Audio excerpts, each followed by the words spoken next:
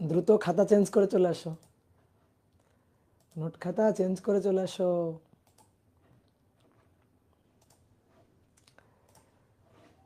তোমাদের এক ভাইয়ের পরিবর্তে অন্য ভাই ঢুকে পড়ছে।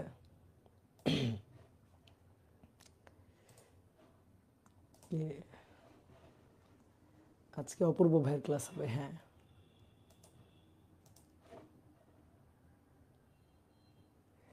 কে আপনি ভাই? চিনলাম না, চিনো নাই আমাকে? High high.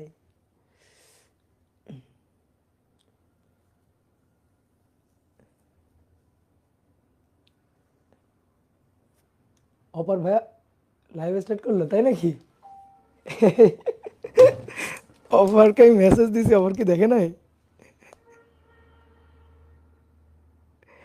কই না তো,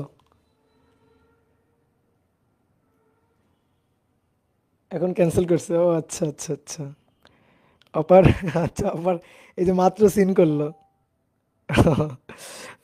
আচ্ছা আচ্ছা আচ্ছা, বলো।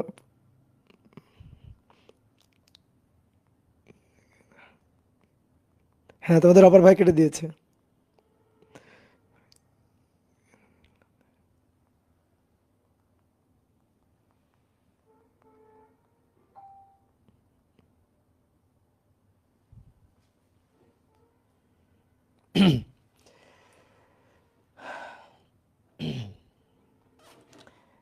হ্যাঁ, তোমাদের অপার ভাইয়া কেটে দিয়েছে, লাইভে ঢুকে গেছিল, কেটে দিয়েছে পরে।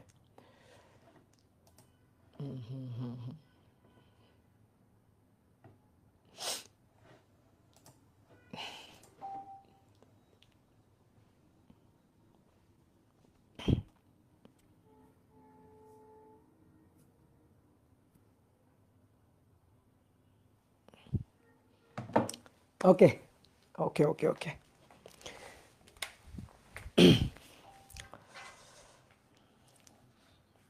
তোমাদের সাথে অনেক দিন পর দেখা হয়ে গেল আবার। সেই কবে তোমাদের পড়াইছি না, তারপর আবার অনেক অনেক দিন পর দেখা হয়ে গেল। তো সবাই ভালো আছো বলো? সবাই ভালো আছো? হ্যাঁ, অনেক দিন পর, তাই না? তো আশা করি সবাই ভালো আছো, সবাই সুস্থ আছো, এবং সবাই টুকটাক পড়াশোনার মধ্যেই আছো। তো আমরা নিউটনের বলবিদ্যা অধ্যায়ের আজকে হচ্ছে 15তম ক্লাস করব। এই মাত্র 15তম ক্লাস আজকে, ঠিক আছে? তো চলো আজকে আমরা শুরু করব কি, আজকে আমরা শুরু করব হচ্ছে বৃত্তাকার গতিতে ত্বরণ। তো গত ক্লাসে আমরা বৃত্তাকার গতিতে কি ত্বরণ পড়ি নাই? পড়ছি। বাট বৃত্তাকার গতির ত্বরণের একটা আলাদা জগৎ আছে।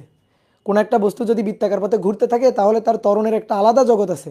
আজকে সেই ত্বরণ রিলেটেড যত ধরনের কথাবার্তা হইতে পারে, যত ধরনের যা আলোচনার টপিক আছে, সবই আমরা আজকের ক্লাসে আলোচনা করব। ঠিক আছে? তাহলে চলো আমরা শুরু করে দিই। না ভাই, আজকে problem solving class, problem solving class আমি নিব, কোনো সমস্যা নেই। আজকে মূল ক্লাস, আজকে মূল ক্লাস। তোমরা একেবারে লেকচার খাতা নিয়ে চলে আসো। ঠিক আছে, আজকে মূল ক্লাস। তো দেখো, আমরা গত ক্লাসে বৃত্তাকার গতি সম্পর্কে একটু জানছিলাম।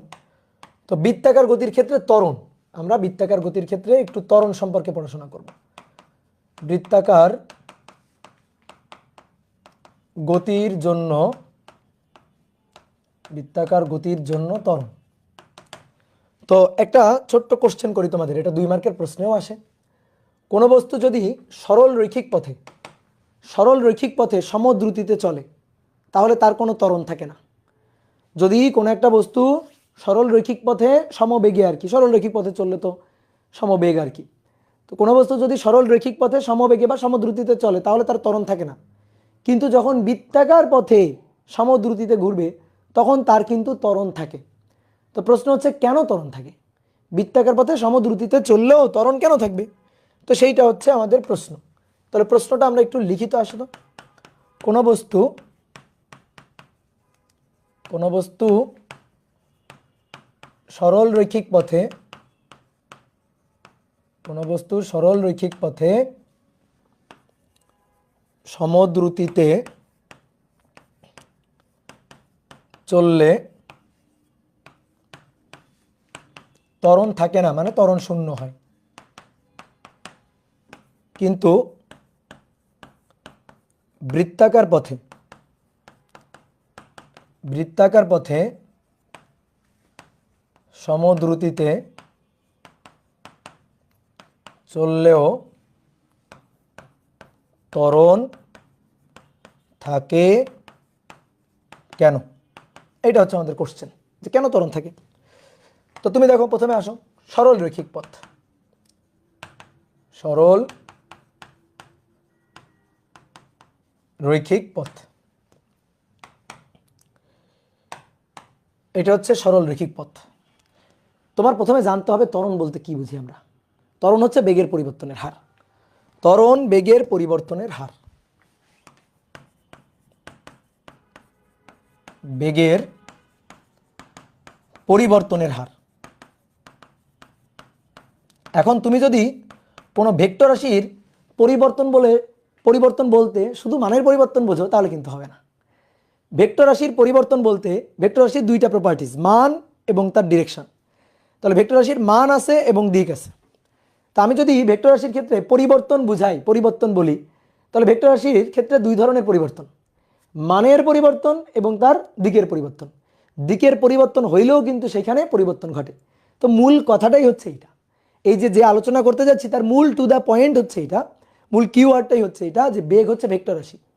যদি সরল রৈখিক পথে চলে তাহলে তো তার মানের পরিবর্তন, সরল রৈখিক পথে সমদ্রুতিতে যদি চলে, মানের পরিবর্তন তো হয়ই না, ইভেন তার দিকের কোনো পরিবর্তন হয় না। এই কারণে বেগের যে পরিবর্তন, বেগের যে ভেক্টর পরিবর্তন, তার যে ম্যাগনিটিউড সেইটা হয় শূন্য। কিন্তু যদি বস্তু সমদ্রুতিতে বৃত্তাকার পথে চলে তাহলে তার মানের পরিবর্তন ধরা হচ্ছে না, বাট প্রত্যেকটা পয়েন্টে পয়েন্টে পয়েন্টে পয়েন্টে তার কিন্তু দিকের পরিবর্তন হচ্ছে। এই দিকের পরিবর্তনের কারণে তার কিন্তু একটা বেগের পরিবর্তনের একটা ম্যাগনিটিউড থাকবে। তো তখন ওই ম্যাগনিটিউডের জন্য, ওই যে দিকের পরিবর্তনের জন্য তার কিন্তু ত্বরণ থাকবে। তো এই হচ্ছে মূল কথা। তা আসো দেখো, আমি আরেকটু ডিটেলস আলোচনা করে দিই। ত্বরণ হচ্ছে বেগের পরিবর্তনের হার। ত্বরণ ভেক্টর রাশি, বেগের পরিবর্তনের হার ডিভি বা ডেল ভি যেটাই বলো না কেন, তাহলে del V divided by del t. তো এটা কিন্তু ভেক্টর, ডেল ভি কিন্তু ভেক্টর। তো ডেল ভি ভেক্টর বিদায় হচ্ছে এই ভেক্টর। তাহলে ত্বরণ ভেক্টর রাশি, তাহলে ত্বরণের মানটা নির্ভর করে বেগের পরিবর্তনের উপর। এখন বেগের পরিবর্তন যদি শূন্য হয় ত্বরণও শূন্য হবে, আর বেগের পরিবর্তনের মান যদি শূন্য না হয় ত্বরণ শূন্য হবে না। আর আমি যদি বলি ত্বরণের দিকটা কোন দিকে হয়, তার সময়ের তো কোনো দিক নাই, তাহলে ত্বরণের দিকটা হবে বেগের পরিবর্তন, বেগের দিক যেদিকে সেদিকে না, বেগের পরিবর্তন যেদিকে সেই দিকে। তাহলে ত্বরণের ডিরেকশনটা হবে বেগের পরিবর্তনের ডিরেকশনটা যেদিকে সেই একই দিকে। বুঝলা? তাহলে আসো তো দেখি, কোনো একটা বস্তু ধরো সরল রৈখিক পথে চলতেছে, ধরো একটা গাড়ি একটা সরল রৈখিক রাস্তায় যাচ্ছে। তো এটা হচ্ছে ইনিশিয়াল পয়েন্ট, কিছুক্ষণ চলছে, ধরো তুমি কিছুক্ষণ ধরে অবজার্ভ করছো গাড়িটাকে। তো গাড়ি ধরো কিছুক্ষণ চলে গাড়িটা এখানে পৌঁছাইছে। তো এই পয়েন্টে গাড়ির আদি বেগ হচ্ছে ইউ, এই পয়েন্টে গাড়ির শেষ বেগ হচ্ছে ভি। তাহলে একটা জিনিস খেয়াল করো, দিক কিন্তু একই দিকে আছে, আদি বেগের দিক শেষ বেগের দিক দুইটা বেগ একই দিকে আছে, এবং মনে করো মান একই, ধরো মান 5 মিটার পার সেকেন্ড, এখানেও মান ধরো 5 মিটার পার সেকেন্ড। ওকে, তো এবার আমরা বেগের পরিবর্তনটা বের করি। তো দেখি বেগের পরিবর্তনটা বের করি, আর ধরো এখান থেকে ওখানে যাইতে যে সময়টা লাগছে সেই ডেলটি সময়টা, সময় ব্যবধানটা ডেলটি সময়, এটা ধরো 2 সেকেন্ড। তো দেখি আমরা বেগের পরিবর্তনটা বের করি। তাহলে বেগের পরিবর্তন দ্যাট ইজ ডেল ভি, সবসময় পরিবর্তন বের করতে গেলে শেষ থেকে আদি বিয়োগ দিতে হয়। তাহলে ভি মাইনাস ইউ, দেখো আমরা বেগের বিয়োগফল বের করতেছি, বেগের পরিবর্তন বের করতেছি। বেগ কি রাশি? ভেক্টর রাশি। তাহলে তার হিসাব নিকাশ হবে কিন্তু ভেক্টর নিয়মে, তার হিসাব নিকাশ ভেক্টর নিয়মে হবে। তাহলে ডেল ভি এটা সমান সমান শেষ বেগ ভি আদি বেগ ইউ, এদের কিন্তু ভেক্টর বিয়োগফল। এবার তোমাকে আমি ভেক্টর অধ্যায়ে ভেক্টরের বিয়োগ শিখাইছিলাম না, বলো তো? ভেক্টরের অধ্যায়ে তোমাকে আমি ভেক্টরের বিয়োগ শিখাইছিলাম না? শিখাইছিলাম। কি করতে হয় ভেক্টরের বিয়োগ করার সময়? কি করতে হয় ভেক্টরের বিয়োগ করার সময়? আমরা লব্ধি করব। কেমনে? একটু চালাকি করে। কি চালাকি? দেখো এইটার মানে কি? এটার মানে হচ্ছে এই যে ভি ভেক্টর, তার সাথে আমি যোগই করব। যোগ করা মানে ভেক্টর লব্ধি করা আর কি। আমি যোগই করব কাকে? ইউ কে না, ইউ এর বিপরীত ভেক্টরকে। তো ইউ ভেক্টর যদি এটা হয় তাহলে ইউ এর বিপরীত ভেক্টর কোনটা হবে? ইউ এর বিপরীত ভেক্টরটা কোনটা হবে? এটা যদি ইউ ভেক্টর বলি তাহলে ইউ এর বিপরীত ভেক্টর, এটা ধরো ইউ ভেক্টর, তাহলে ইউ এর বিপরীত ভেক্টর কোনটা হবে? তো ইউ এর বিপরীত ভেক্টরটা হবে তার সামনে একটা মাইনাস লেগে যাবে। তার মানে দিকটা যেদিকে ছিল মান একই থাকবে, বাট দিকটা যেদিকে ছিল তার উল্টা দিকে হবে, অর্থাৎ মাইনাস ইউ ভেক্টরটা হবে এই দিকে। এই যে এটা হচ্ছে 5 মিটার পার সেকেন্ড, অর্থাৎ দিকটা জাস্ট ঘুরে যাবে, মান একই থাকবে কিন্তু দিকটা জাস্ট ঘুরে যাবে। এটা হচ্ছে মাইনাস ইউ ভেক্টর, অর্থাৎ ইউ ভেক্টরের বিপরীত ভেক্টর, মান একই রেখে দিকটা ঘুরাই দিবা। তাহলে আমি শেষ বেগ ভি ভেক্টরের সাথে আদি বেগ ইউ ভেক্টরের বিপরীত ভেক্টরের যোগ করব। বিপরীত ভেক্টর মাইনাস বিপরীত ভেক্টরের যোগ করব মানে লব্ধি করব।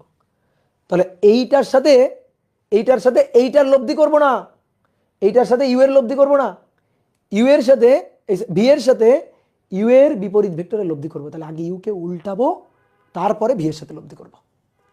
ঠিক আছে, উল্টাবো, উল্টানোর পরে লব্ধি করব। তো দেখি তো, আসো উল্টাই, উল্টানোর পরে লব্ধি করি। বাংলা তর্জমা হচ্ছে ভি এর সাথে ইউ এর বিপরীত ভেক্টরের লব্ধি। তাহলে আসো আমরা ভি কে রাখবো, এই যে ভি কে রাখলাম, এটা হচ্ছে ভি, এটা হচ্ছে ভি ভেক্টর, মান কত 5 মিটার পার সেকেন্ড। এটা ইউ ভেক্টর, তাকে উল্টাবো, উল্টালাম, ইউ ভেক্টরটাকে উল্টালাম। তাহলে এটা হচ্ছে ইউ ভেক্টর, ইউ ভেক্টর, এটা হচ্ছে ইউ ভেক্টর, তাকে উল্টায় দেওয়া হয়েছে, তাহলে এটা মাইনাস ইউ ভেক্টর। তো মান কত, মানের কি কোনো চেঞ্জ আছে না, মান 5 মিটার পার সেকেন্ড। এইবার তুমি চিন্তা করো তো, লব্ধি করো তো, এটা 5, এটা বিপরীত দিকে 5, তাহলে লব্ধি কত, এদের লব্ধি কত? তাহলে এদের লব্ধি, সেই লব্ধি ভেক্টরটাই হচ্ছে ডেল ভি। তো মান কত, এই দুইটা লব্ধি করলে কত হবে 0, 5 বিয়োগ 5 0। কথা বুঝছো কি না? 5 বিয়োগ 5 কত 0। তাহলে ডেল ভি দেখো, ডেল ভি এর ম্যাগনিটিউড 0, এই যে del V vector, del v এর ম্যাগনিটিউড 0, অতএব এর মান এই যে ডেল ভি তার ম্যাগনিটিউড কত 0। তাহলে এবার আমাদের লাগবে ত্বরণ। ওকে, তাহলে ত্বরণ a equal to del V divided by del T. তাহলে আমি যদি ত্বরণের মান চাই, ধরো মান মডুলাস, এই যে মান, তাহলে উপরে মান 0, নিচে এখন ডেল টি তুমি যা দিয়ে ভাগ দাও না কেন কত হবে 0 হবে, অতএব ত্বরণ হয়ে যাচ্ছে 0। তাহলে কোনো বস্তু যদি সমদ্রুতিতে সরল রৈখিক পথে চলে তাহলে তার ত্বরণ 0, একেবারে ম্যাথমেটিক্যালি দেখালাম। তুমি ভেক্টর সেন্স খাটাও বের করতে পারো। ধরো ভেক্টর সেন্স খাটা বের করা মানে কি, ধরো এটা এক্স অক্ষ বরাবর যাচ্ছে, তাহলে এটা 5i, তারপরে এটাও 5i, তাহলে এটার সাথে এটার বিপরীত ভেক্টর, তো এটার বিপরীত ভেক্টর কি হবে -5i, আর এটা 5i, তাহলে দুইটা যোগ করলে কত 0, যদি আমি ভেক্টর কনসেপ্ট দিয়ে করি তাও একই জিনিস।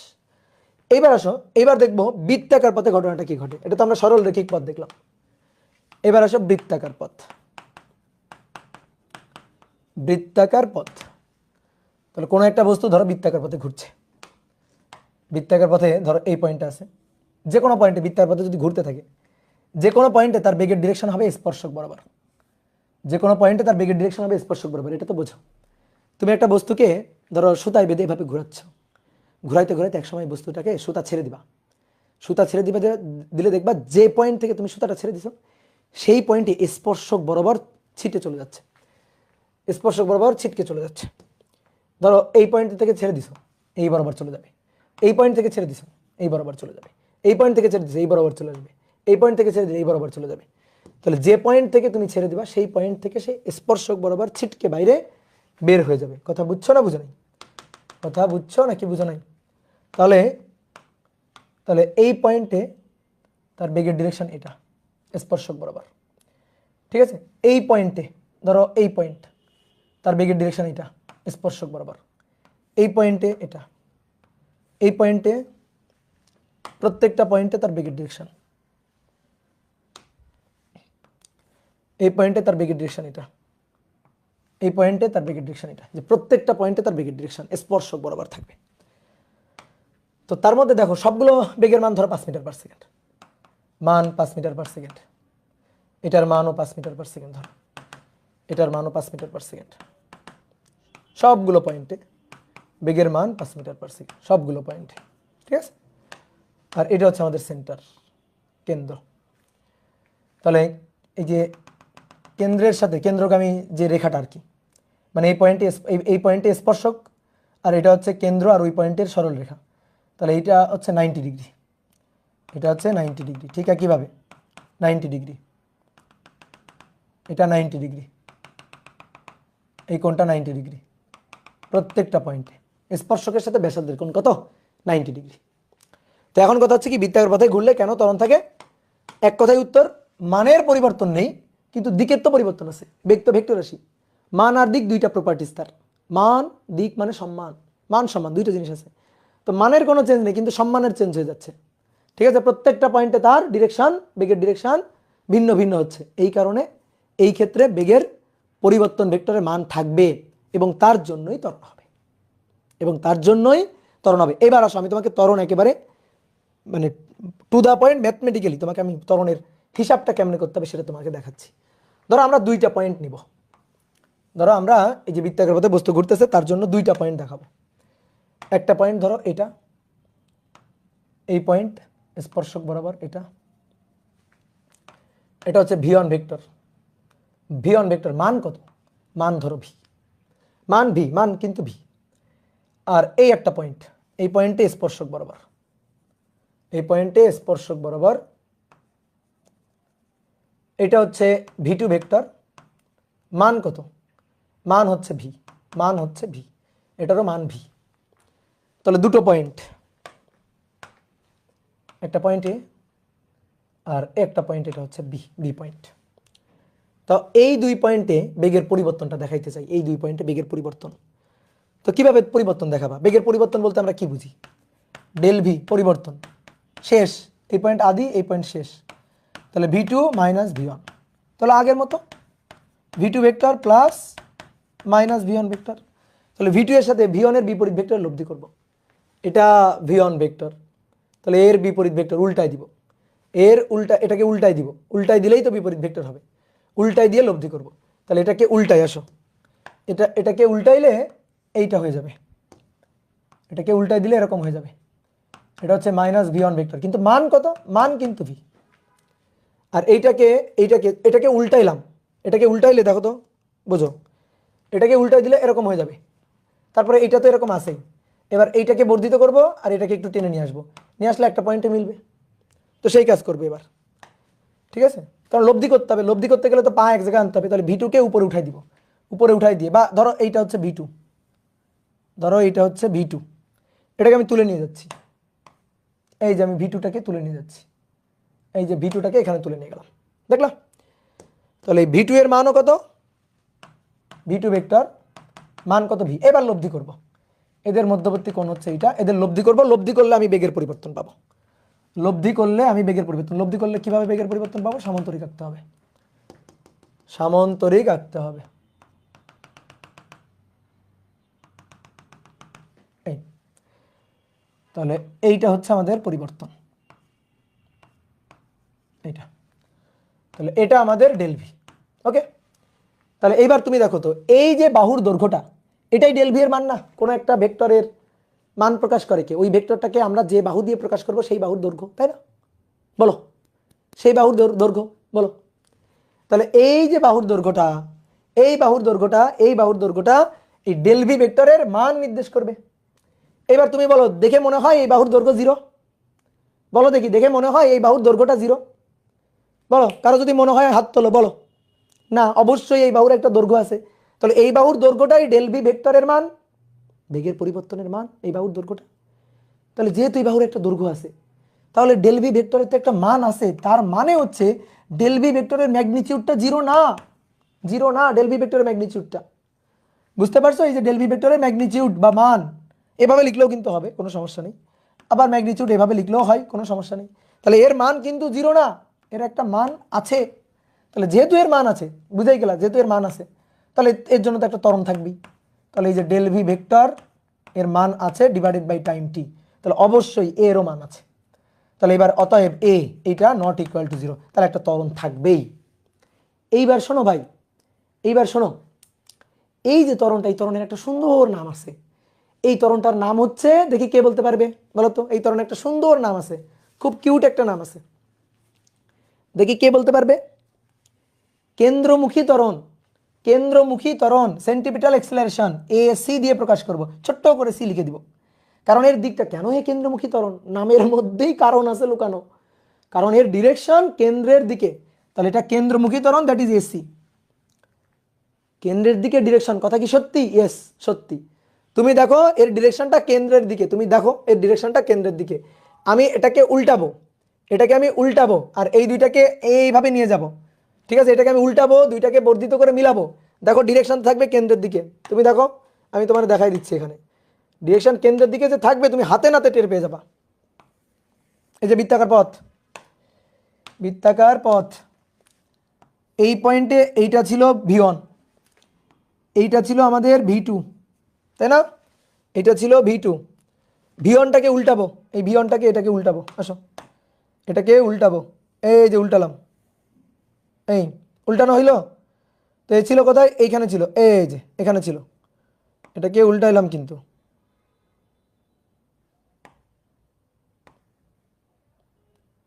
এই যে উল্টালাম, এখানে ছিল। ক্লিয়ার? এইবার দেখো এই দুইটাকে টেনে মিলাও, এই দুইটাকে টেনে মিলাও, dot dot dot dot dot dot, আর এইটাও তাই, dot dot dot dot dot dot. এই দেখো মিলছে কোন পয়েন্টে, এই পয়েন্টে মিলছে। তাহলে লব্ধি, লব্ধি হবে এদের দিয়ে গঠিত সামান্তরিক, এদের দিয়ে গঠিত সামান্তরিকের কর্ণ হবে লব্ধি।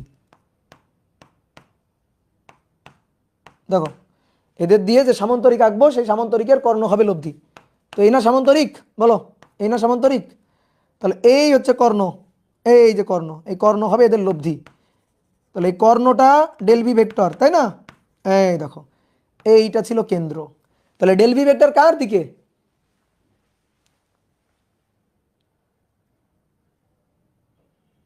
বলো এই ডেল ভি ভেক্টরটা কার দিকে? দেখো কার দিকে, কার দিকে? ইয়েস, কেন্দ্রের দিকে। তাহলে এই ডেল ভি এর জন্য যে ত্বরণের জন্ম, এ দেখো ডেল ভি এর জন্য, ডেল ভি ভেক্টর যেদিকে এর জন্য যে ত্বরণের জন্ম, সেই ত্বরণও থাকবে ওই একই দিকে, সেই ত্বরণটাও থাকবে একই দিকে। তাহলে এই যে ত্বরণ থাকবে এই দিক বরাবর, এই ত্বরণের নাম কি? কেন্দ্রমুখী ত্বরণ। বুঝতে পারছো? দেখো একেবারে হাতে নাতে কেন্দ্রের দিকে হবে না, মানে দেখো কেন্দ্রের দিকে আছে। ঠিক আছে, কেউ তোমার এরকম সুন্দর করে দেখাই দিবে না কিন্তু যে কেন্দ্রমুখী ত্বরণ এই দেখো কেন্দ্রের দিকে, আমি তোমার দেখাই দিলাম, একেবারে আত্মায় গেঁথে রাখো। হুম। এবার আসো, এইটা কিন্তু আমরা কিন্তু আরেকটা ভাবে বের করতে পারতাম। আরেকটা ভাবে কিভাবে? আরেকটা ভাবে কেন্দ্রমুখী ত্বরণটা আমরা কিভাবে দেখাইতে পারতাম? ধরো এইটাকে আমরা একটু এটাকে বর্ধিত করে এদিকে নিয়ে যাব, আর এটাকে সামনে নিয়ে যাব। তাহলে এটা হচ্ছে, মানে এদের দিয়ে একটা ত্রিভুজ আঁকবো আর কি। এটা হচ্ছে V one vector, that is V. V two ভেক্টরটাই যে এটাকে বর্ধিত করে ওইদিকে নিয়ে যাই, ওইদিকে নিয়ে গেলে দেখো তো এরকম হবে না? বর্ধিত করে নিয়ে গেলে এরকম হবে কিনা দেখো তো, এই যেটা, এই এটা হচ্ছে v two vector, that is মান ভি। এবার কথা হচ্ছে কি, উল্টানো পাল্টানোরও দরকার নেই, তুমি এখান থেকেই তুমি ডেল ভি বের করতে পারবা। একটা কাজ করো, দেখো এই দুইটা কৌণিক বিন্দু যোগ করে দাও, এর যে শীর্ষবিন্দু আর এর যে শীর্ষবিন্দু, এই দুইটা শীর্ষবিন্দু যোগ করে দাও। এই যে শীর্ষবিন্দুটা, এই শীর্ষবিন্দুটাই হচ্ছে ভি টু, এই যে সরল রেখাটা, এই দুইটা শীর্ষবিন্দুর যে সংযোগকারী রেখাটা, এটাই হচ্ছে ডেল ভি ভেক্টরের মান নির্দেশ করবে। কেমনে? তুমি দেখো এইটারে আমরা যদি ডেল ভি ধরি, এর ডিরেকশনটা এদিকে দিয়ে যদি এটাকে ডেল ভি ধরি, দেখো তো এইটা v two minus V one নির্দেশ করে কিনা। দেখো এটা V two minus V one নির্দেশ করে কিনা। এই ত্রিভুজে ভেক্টর যোগের ত্রিভুজ বিধি খাটাও তো, ভেক্টর যোগের ত্রিভুজ বিধি খাটাও। তাহলে V one vector plus del V vector, দেখো V one vector plus del V vector, V one del V, V one del V, বলো কি হবে? ভি ওয়ান ডেল ভি সমান সমান V two, V two vector, vector যোগে ত্রিভুজ বিধি, তাই না?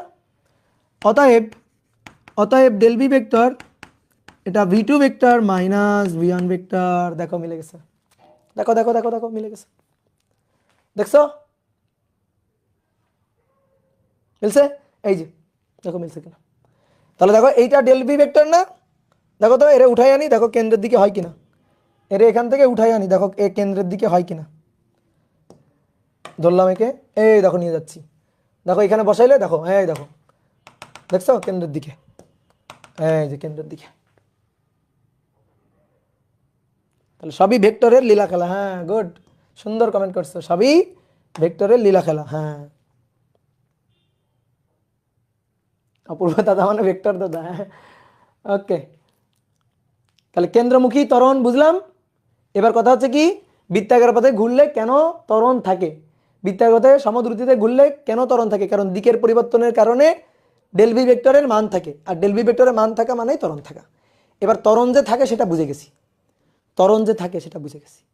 এবার এই ত্বরণটা বের করব কিভাবে, এই ত্বরণটা বের করব কিভাবে, হিসাব করব কিভাবে ত্বরণের হিসাবটা? তাহলে চলো সুন্দর করে একটা হেডিং দিয়ে লিখে ফেলি, কেন্দ্রমুখী ত্বরণের রাশিমালা, কেন্দ্রমুখী ত্বরণের রাশিমালা,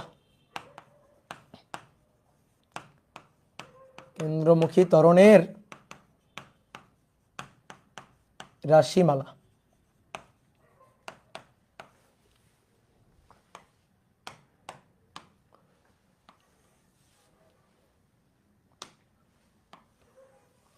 এই কি হলো? এবার মোটামুটি হয়েছে। ধরো একটা বস্তু বৃত্তাকার পথে ঘুরবে, একটা বস্তু বৃত্তাকার পথে ঘুরবে, এই পয়েন্টে আছে বস্তুটা, এই পয়েন্টে তার স্পর্শক বরাবর বেগ, এই পয়েন্টে তার স্পর্শক বরাবর বেগ হচ্ছে ভি, এই পয়েন্টে,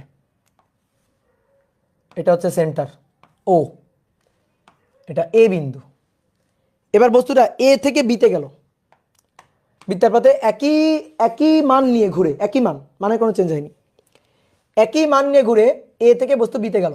বি বিন্দুটা খুবই কাছাকাছি, এর খুবই কাছাকাছি বিন্দু, অর্থাৎ এ থেকে বিতে যাইতে, এ থেকে বিতে যাইতে যে সময় ব্যবধানটা ডেলটি, এই ডেলটি টেন্স টু জিরো, মানে খুবই ক্ষুদ্র সময় ব্যবধান এ থেকে বিতে যাওয়ার সময় ব্যবধান। তো সেই বি বিন্দুটা এটা এ, আর ধরো এই বিন্দুটা বি, এই বিন্দুটা হচ্ছে বি। ধরো এ থেকে বিতে চলে আসলো বস্তুটা, এ থেকে বস্তুটা বিতে চলে আসলো, এই যে বিতে তার বেগ, বিতে থাকবে স্পর্শক বরাবর, বিতে তার বেগ থাকবে এই বরাবর স্পর্শক বরাবর, এ থেকে বিতে আসছে। ওকে, এ থেকে বিতে আসছে।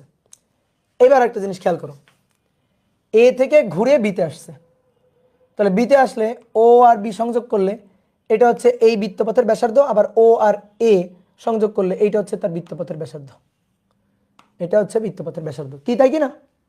বলো তাই কি না? হ্যাঁ। এবার একটা জিনিস খেয়াল করে দেখো, এ থেকে বিতে গেলে দেখো এতটুকু বেঁকে গেছে, এ থেকে বিতে, এই যে এ থেকে বিতে এতটুকু বেঁকে গেছে, এই যে এ থেকে বিতে এখানে আসছে, এই যে পথটুকু এ থেকে বিতে গেছে, এ থেকে বিতে গেছে, এই যে পথটুকু, এই পথটুকু হচ্ছে প্রজেক্টাইল বা প্রাস। দেখো তো প্রাসের মতো কিনা, প্রজেক্টাইল বা প্রাসের মতো কিনা দেখো। ইয়েস। তাহলে এইখানে আমরা দেখো ত্বরণ বের করতে চাই, এ থেকে বিতে যাওয়ার জন্য ত্বরণ বের করতে চাই। তাহলে আমরা একটা কাজ করি, ধরো এইটুকু মুছে দিলাম, ধরো এইটুকু বাদ। দেখো এই অংশটা দেখতে আমাদের খুবই খুবই পরিচিত অংশ, প্রজেক্টাইল মোশন, প্রাস, এই অংশটা দেখতে খুবই খুবই পরিচিত একটা অংশ। দেখো এটা হচ্ছে প্রজেক্টাইল মোশন। কি দেখো তো প্রাস না, দেখতে পাচ্ছ? প্রাসকে চিনতে পারতেছ? এই দেখো প্রাস, অনুভূমিক বরাবর বেগ হচ্ছে ও ভি, মানে আদি বেগ ইউ দিয়ে লিখি, সেই বেগটা হচ্ছে ভি। এ থেকে বস্তুটা ঘুরে বিতে এসে পড়ছে, তাহলে উলম্বভাবে এতটুকু দূরত্ব অতিক্রম করছে, এটাকে নাম দিলাম ডি, এই বিন্দুটার নাম দিলাম ডি। তাহলে উলম্ব অতিক্রান্ত দূরত্ব এডি আর অনুভূমিক অতিক্রান্ত দূরত্ব বিডি, বলো হয় কিনা? উলম্ব অতিক্রান্ত দূরত্ব এডি আর অনুভূমিকভাবে অতিক্রান্ত দূরত্ব বিডি। দাদা প্রাস পড়ি নাই, প্রাস পড়ি নাই, প্রাস না পড়লে তো হবে না, একটু তো একটু পড়া লাগবে। তো তারপরেও সমস্যা নাই, আমি তোমাকে বলে দিচ্ছি, দেখো একটু জ্ঞান লাগাও তাহলে হয়ে যাবে। এ থেকে বস্তু বিতে আসলে উলম্ব অতিক্রান্ত দূরত্ব এডি আর অনুভূমিক অতিক্রান্ত দূরত্ব হচ্ছে বিডি। তাহলে আমরা দেখো অনুভূমিক অতিক্রান্ত দূরত্ব বিডি, যেটাকে আমরা প্রাসে বলতাম এক্স, প্রাসের ক্ষেত্রে যেটাকে আমরা বলতাম এক্স, এই এক্স ইকুয়াল টু সূত্র ছিল, দেখো তুমি খেয়াল করে দেখো, এর এর এই যে বেগটা, আদি বেগটা, সেই আদি বেগটা পুরাটাই এক্স অক্ষ বরাবর, এটা যদি বলি এক্স অক্ষ, পুরাটাই এক্স অক্ষ বরাবর।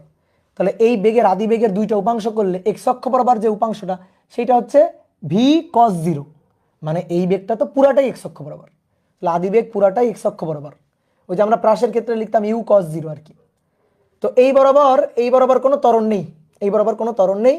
তাহলে বিডি এর যে সূত্রটা ছিল, বিডি এই যে সূত্রটা ছিল সেটা হচ্ছে সমবেগের সূত্র, V into T, B into T.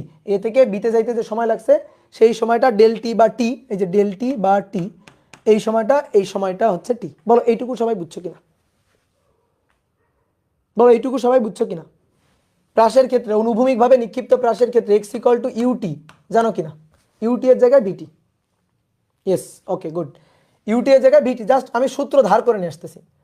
আর উলম্ব অতিক্রান্ত দূরত্ব এডি, দেখো এর কোনো বেগ উলম্ব বরাবর নাই, এর কোনো বেগ উলম্ব বরাবর নাই, এই কারণে নর্মালি আমরা কোন সূত্রটা খাটাচ্ছি জানো? S equal to UT plus half at square, এই সূত্রটা খাটাচ্ছি, এই সূত্রটা খাটাচ্ছি, হাফ এটি স্কয়ার, এস এর জায়গায় এডি। এবার আসো, এই যে আদিবেগ এক্স অক্ষ বরাবর, ওয়াই অক্ষ বরাবর কোনো আদিবেগ নাই, তাহলে ওয়াই অক্ষ বরাবর আদিবেগ মান কত? জিরো, তাহলে এটা জিরো, তাহলে হাফ এ টি স্কয়ার, শেষ। আর এর জায়গায় আমরা প্রাসের ক্ষেত্রে বসাইতাম জি, এর ক্ষেত্রে আমরা প্রাসের জায়গায় বসাইতাম জি, তো এই ক্ষেত্রে তাহলে জি বসাবো, এই ক্ষেত্রে কি বসাবো? জি বসাবো। তাহলে এডি এইটা ইকুয়াল টু হাফ হাফ, এর জায়গায় কি জি লিখবো না, হাফ জি, দেখো হাফ জি টি স্কোয়ার, ভালো করে খেয়াল করো, জি বসাইতাম, প্রাস হইলে জি বসাইতাম। এটা প্রাসের মতো বাট প্রাস না, এটা প্রাসের মতো বাট প্রাস তো না, ঠিক আছে, এটা প্রাসের মতো বাট প্রাস না। এখানে আমি প্রজেক্টাইল মোশনের কথা বলি না, একটা বস্তুকে বৃত্তাকার পথে ঘোরাচ্ছি, ধরো এইভাবে ধরে বৃত্তাকার পথে ঘোরাচ্ছি, দড়িতে বেঁধে এইভাবে বৃত্তাকার পথে ঘোরাচ্ছি, তাহলে তুমি উপর থেকে টপ ভিউটা দেখতেছো, বৃত্তাকার পথের টপ ভিউ, এটা প্রাস না। তাহলে এ থেকে যে বিতে আসলো, বেগের যে দিকের পরিবর্তন হলো, সেই দিকের পরিবর্তন একটা ত্বরণের কারণে অবশ্যই হয়েছে। তো সেই ত্বরণটা কোন দিকে, সেই ত্বরণটা কোন দিকে তুমি চিন্তা করে দেখো তো, তুমি তুমি জি এর কথা মিলাও, প্রাসের ক্ষেত্রে জি কোন দিকে ছিল, প্রাসের ক্ষেত্রে জি থাকতো কোন দিকে, ধরো একটা বস্তুকে একটা ছাদ থেকে অনুভূমিকভাবে নিক্ষেপ করছে ইউ বেগে, এইভাবে গিয়ে পড়লো, তাহলে প্রাসের ক্ষেত্রে জি, দেখো এভাবে যদি অনুভূমিকভাবে গিয়ে নিচে পড়ে, তাহলে প্রাসের ক্ষেত্রে জি এরকম নিচের দিকে থাকতো না, খাড়া নিচের দিকে, খাড়া নিচের দিকে থাকতো না, এইখানেও এরকম একটা ত্বরণ আছে, দেখো খাড়া নিচের দিকে, তাহলে খাড়া নিচের দিকে যে ত্বরণটা, সেই ত্বরণটা, তো খাড়া নিচের দিকে মানে কেন্দ্রের দিকে, দেখো এই পয়েন্টে কেন্দ্রের দিকে ত্বরণ, তাহলে এই পয়েন্টে কেন্দ্রের দিকে ত্বরণ, সেই কেন্দ্রের দিকে ত্বরণটা হচ্ছে এসি নট জি। তাহলে আমরা এইখানে জি বসাবো না, কি বসাবো, এ সি বসাবো, অর্থাৎ কেন্দ্রমুখী ত্বরণ। এই বেগের দিকের পরিবর্তনটা হয়েছে কেন্দ্রের দিকে, এই ত্বরণটা এসি এর জন্য, এসি এর জন্য। তাহলে এসি আসলো কোথা থেকে, এসি তো এটা তো বৃত্তাকার পথে একটা বস্তু ঘুরতেছে, একটা বস্তু বৃত্তাকার পথে ঘুরতেছে, ধরো একটা বস্তুকে দড়িতে বেঁধে আমি ঘোরাচ্ছি এভাবে, এটা প্রাস না, এটা প্রাস না, কিন্তু ধরো বস্তুটা ঘুরতে ঘুরতে এ থেকে বিতে গেছে, তুমি ভাবো না যে উলম্ব তলে ঘুরতেছে, এরকম উলম্ব তলে ঘুরতেছে, এই জিনিসটা ভাবিও না, বিভিন্ন ভাবে ঘুরতে পারে, ঘুরলেই হইল, অনুভূমিক তলে ঘুরতে পারে, উলম্ব তলে ঘুরতে পারে, বিভিন্ন তলে ঘুরতে পারে, বুঝতে পারছো, বিভিন্ন তলে ঘুরতে পারে। তাহলে বেগের পরিবর্তনের দিকে, হ্যাঁ বেগের পরিবর্তন তো কেন্দ্রের দিকেই হয়েছে, বেগের পরিবর্তন তো কেন্দ্রের দিকেই হয়েছে। এবার কথা হচ্ছে কি ভাই, দাঁড়াও দাঁড়াও আমি বুঝতে পারছি, এখন কথা হচ্ছে কি, যাদের কনফিউশন হচ্ছে যে ভাই আপনি না বললেন এইখানে যখন এই পয়েন্ট আর এই পয়েন্ট নিয়ে আমরা বেগের পরিবর্তন বের করলাম তখন এই বরাবর দিলাম, কিন্তু আপনি বলতেছেন এই বরাবর। দেখো আমি বলছি এ থেকে বিতে যাইতে যে সময় ব্যবধানটা, সেই সময় ব্যবধানটা অতি ক্ষুদ্র, কিন্তু আমি এখানে চিত্রটা আঁকছি বড় করে জুম করে, আসলে চিত্রটা ছিল এরকম, আসলে যে চিত্রটা, সেই চিত্রটা ছিল এরকম, এ আর বি খুবই কাছাকাছি দুইটা বিন্দু, এ আর বি খুবই কাছাকাছি দুইটা বিন্দু, এই যে এ বিন্দু হচ্ছে এইটা, এ বিন্দু ধরো এইটা, আর এই যে বি বিন্দু ধরো এইটা, এইটা হচ্ছে বি বিন্দু, খুবই কাছাকাছি দুইটা বিন্দু, এ থেকে বি, এ থেকে বি, এই যে এইটা, তাহলে এইটা ছিল কেন্দ্রগামী ব্যাসার্ধ আর কি, বি থেকেও টানলাম, এই যে দেখো এইটুকু হচ্ছে আমাদের এডি আর এইটুকু আমাদের বিডি, এই হচ্ছে আসল চিত্র, আসল চিত্র হচ্ছে এই। এবার বলো কিছু বুঝতেছে এখানে, এখানে কি আমি তোমার কিছু দেখাইতে পারতেছি, দাঁড়াও একটু জুম করি, আসো একটু জুম করি, কই আমার জুম গেল কই, কিরে একটু জুম ছিল যে, জুম জুম জুম,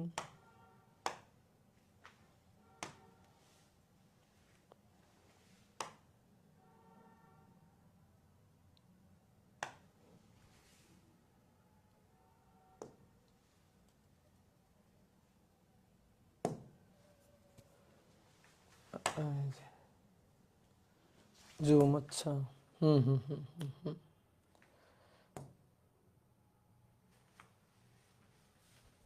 ডান। ও এই যে, এই যে দেখো জুম করি, এইবার দেখো এই যে এ থেকে বি, দেখছো দেখো এ থেকে বি, এই যে কাছাকাছি দুইটা বিন্দু, দেখো জুম করছি এ থেকে বি, তো এই যে জুম করে চিত্রটা দেখাইছি, এই কারণে তোমার মনে হচ্ছে এ থেকে বি অনেক দূরে, না, এ আর বি পরস্পরের খুবই কাছাকাছি, এ আর বি পরস্পরের খুবই কাছাকাছি, তাহলে পরস্পরের খুবই কাছাকাছি থাকলে এইখানে ত্বরণের ডিরেকশনটা কোন দিকে বলো, এই যে এ এটা, বি এইটা, তাহলে ত্বরণের ডিরেকশনটা কোন দিকে, ত্বরণের ডিরেকশন এই দিক বরাবর না, দেখো এই দিক বরাবর না, এই যে এই দিক বরাবর না, তো সেটা কোন দিক বরাবর, কেন্দ্রের দিক বরাবর। এ আর এ থেকে বিতে যাইতে সময় লাগছে 0.0000001 সেকেন্ড, খুবই ক্ষুদ্র সময়, এ থেকে বিতে যাইতে যে সময়টা লাগছে সেটা খুবই ক্ষুদ্র সময়, তাহলে আসল ঘটনাটা হচ্ছে এইটা। তো এই কারণে আমরা এটা নিছি, মানে তোমার মনে হতে পারে ভাই এইখানে ত্বরণ আপনি বললেন কেন্দ্রের দিকে, এইখানে ত্বরণ কেন্দ্রের দিকে, এইখানে ত্বরণ কেন্দ্রের দিকে, এইখানে ত্বরণ কেন্দ্রের দিকে, এইখানে ত্বরণ কেন্দ্রের দিকে। এত ডাইভার্সিটি হওয়ার সুযোগ নাই, এত এত ভ্যারাইটি হওয়ার সুযোগ নাই, এখানে এত পরিবর্তন হওয়ার সুযোগ নাই। মানে এ আর বি এত দূরের দুইটা বিন্দু না, এইটা এ তো এইটা বি, জাস্ট খুবই কাছাকাছি দুইটা বিন্দু, খুবই কাছাকাছি দুইটা বিন্দু। তাহলে দুইটা বিন্দু খুবই কাছাকাছি নিয়ে কিন্তু হিসাবটা হচ্ছে। ওকে, তাহলে কেন্দ্রের দিকেই ত্বরণ আসলে, তাহলে কেন্দ্রের দিকে সেই ত্বরণটা বসালাম half AC T square. Okay, এবার আসো, এইবার হচ্ছে ম্যাথমেটিক্যাল হিসাব, জাস্ট লাইন বাই লাইন হিসাব। এবার just mathematical line by line হিসাব। দেখো তো এইখানে এখানে একটা পিথাগোরাস হয়েছে না, দেখো দেখো একটা সমকোণী ত্রিভুজ। তাহলে এই সমকোণী ত্রিভুজে দেখো আমরা লিখতে পারি কিনা, ওবি স্কয়ার এটা ইকুয়াল টু বিডি আর ওডি। তাহলে BD square plus OD square, OD square. বলো লিখতে পারি কিনা, বলো। তাহলে ওবি মানে ব্যাসার্ধ আর। এবার আসো বিডি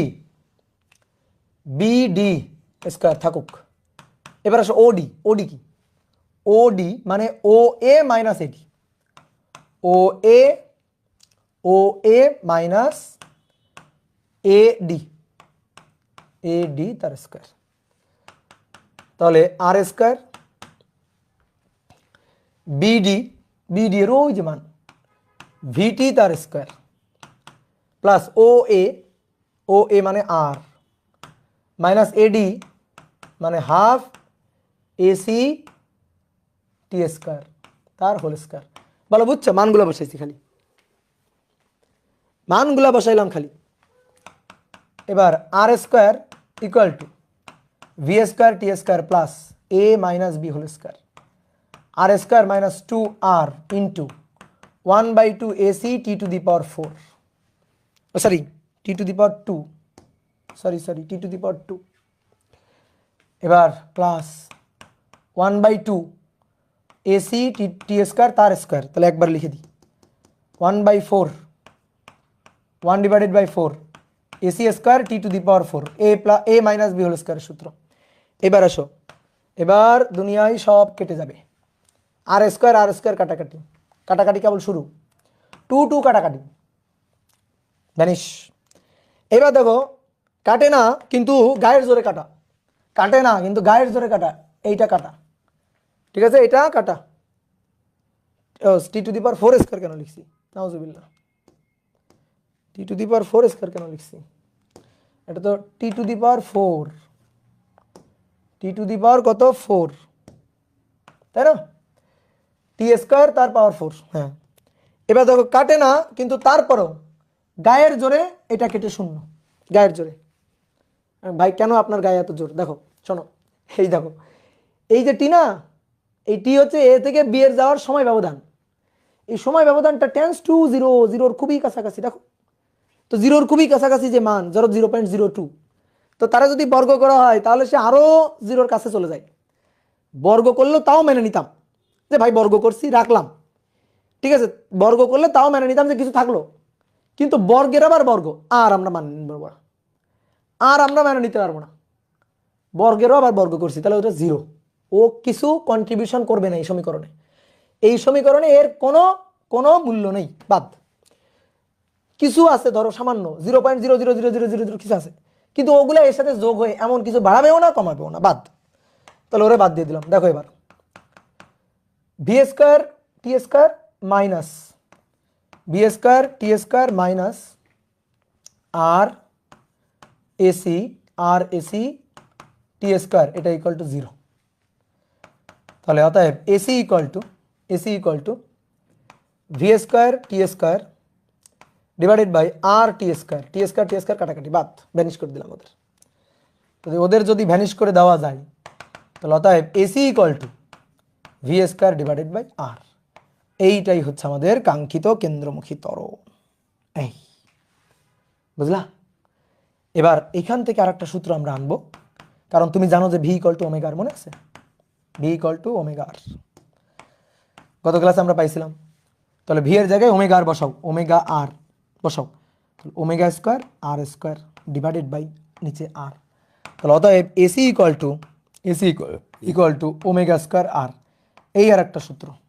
এবার আর একটা সূত্র দেখো, AC equal to V square by R, R equal to কি V by omega, R equal to, তাহলে V square R equal to V by omega, V by omega. তাহলে ওমেগা উপরে চলে গেল, অতএব AC equal to V omega. এইটা আর একটা সূত্র। তাহলে মোটামুটি আমরা কেন্দ্রমুখী ত্বরণের একটা প্যাকেজ সূত্র পাইলাম, AC equal to V square by R, omega square R. এই দুইটাই সবসময় বেশি ব্যবহৃত হয়, ওইটারে কেউ চেনো না, কিন্তু তোমরা আমার স্টুডেন্ট, তোমরা অবশ্যই চিনবা যে ভি ওমেগা। এই যে এটা হচ্ছে আমাদের কাঙ্ক্ষিত সূত্র। বুঝতে পারছো? বুঝতে পারছো? এই যে AC equal to V square by R. দাদা এ বিডি আর এডিতে আরেকবার একটু বলেন, আরেকবার একটু বলবো। দেখো তো, এই আদিবেগটা হচ্ছে ইউ, আচ্ছা ইউ এর জায়গায় আমরা ভি চিন্তা করি, ধরো এটা ভি, তাহলে এটা এ ডি আর এটা বি। তো আমরা কি জানি, S equal to UT plus half A T square. দেখো ত্বরণ দেখবা নিচের দিকে, এক্স অক্ষের দিকে কোনো ত্বরণ নেই, তাহলে অতএব আসো প্রথমে এডি বসাবো। তাহলে এডি দেখো আদিবেগ এক্স অক্ষের দিকে, তাহলে এই দিক বরাবর আদিবেগ কত, নিচের দিকে আদিবেগ কত, বলো বলো, তুমি বলো নিচের দিকে আদিবেগ কত, দ্রুত,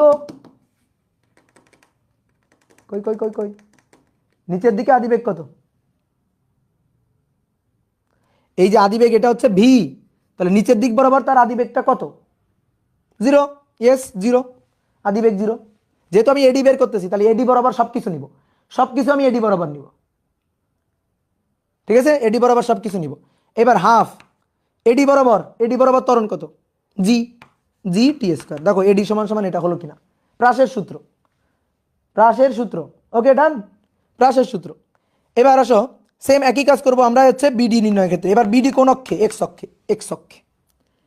এবার বলো এক্স অক্ষ বরাবর আদিবেগ কত? আদিবেগ কত?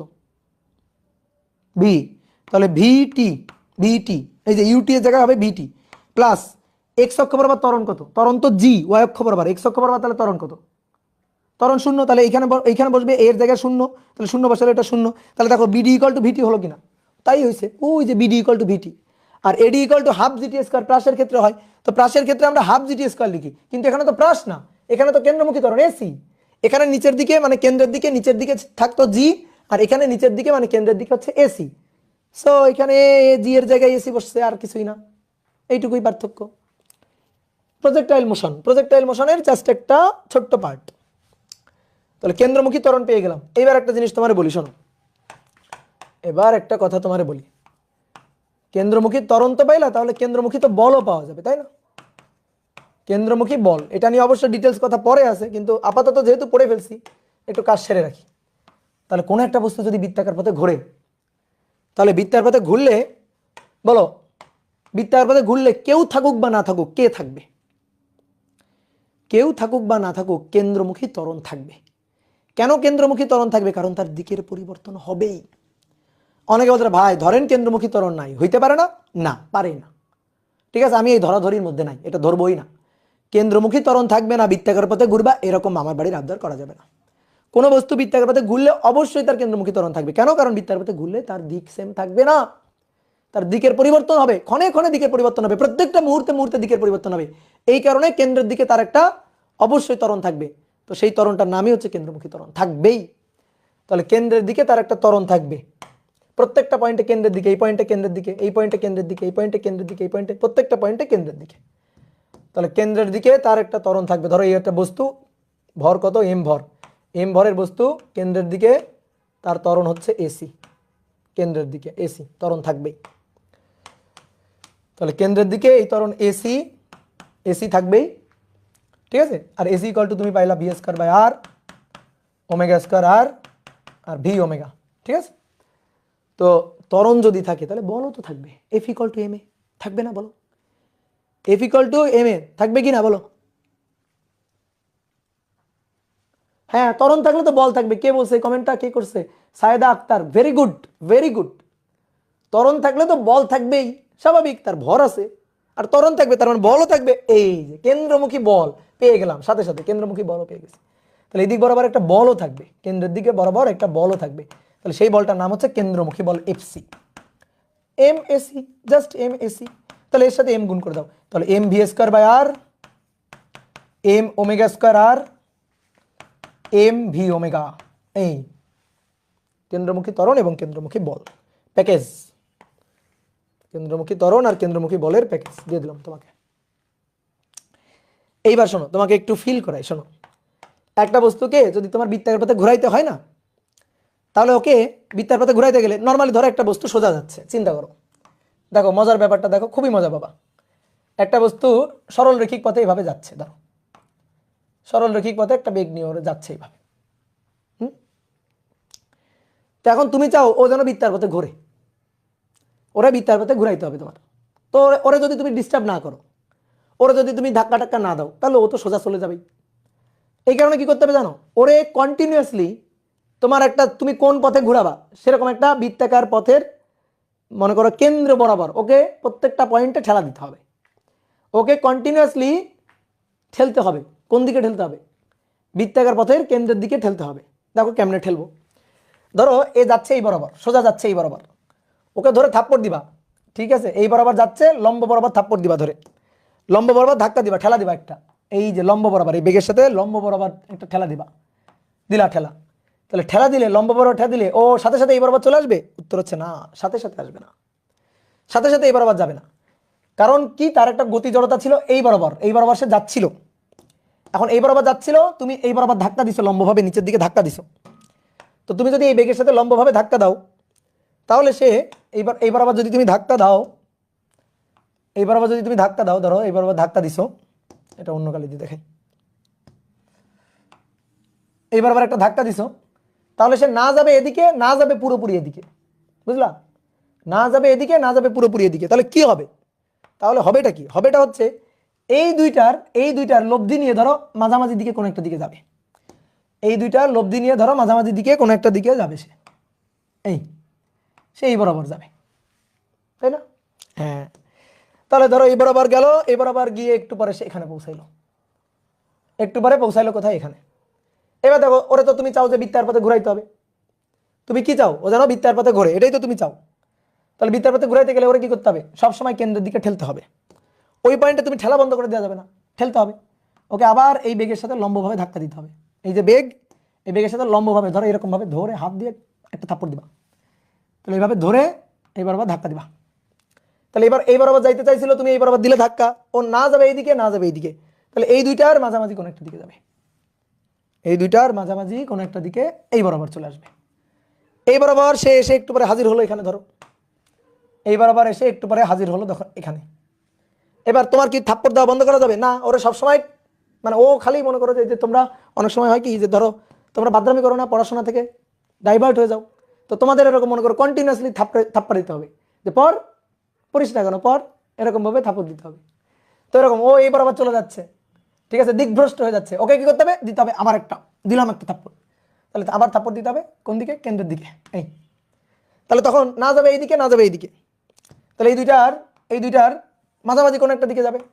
তো মাঝামাঝি দিকে ধরো একটু পরে এখানে আসলো, তো তুমি কি থাপ্পড় দেওয়া বন্ধ করে দিছো? না, তুমি এখানে এই বরাবর থাপ্পড় দিছো আবার, তাহলে এই বরাবর আবার থাপ্পড় দিছো, তাহলে আবার থাপ্পড় দিলে সে একটু পরে এই বরাবর আসবে, এই বরাবর এখানে আসবে, থাপ্পড় দেওয়া বন্ধ করো নাই, থাপ্পড় দিয়েই যাচ্ছ কেন্দ্রের দিকে, ঠিক আছে, এই বরাবর দিয়ে যাচ্ছ থাপ্পড়, তাহলে সে একটু পর এইখানে আসবে, একটু পর এইখানে আসবে, তার একটু পর এইখানে, তার একটু পর এইখানে, তার একটু পর এইখানে, তার একটু পর এইখানে, তার একটু পর এইখানে, তার একটু পর আবার এখানে, আবার এখানে, আবার এখানে, আবার এখানে, আবার এখানে, আবার এখানে, আবার এখানে। দেখছো দেখছো দেখছো দেখছো?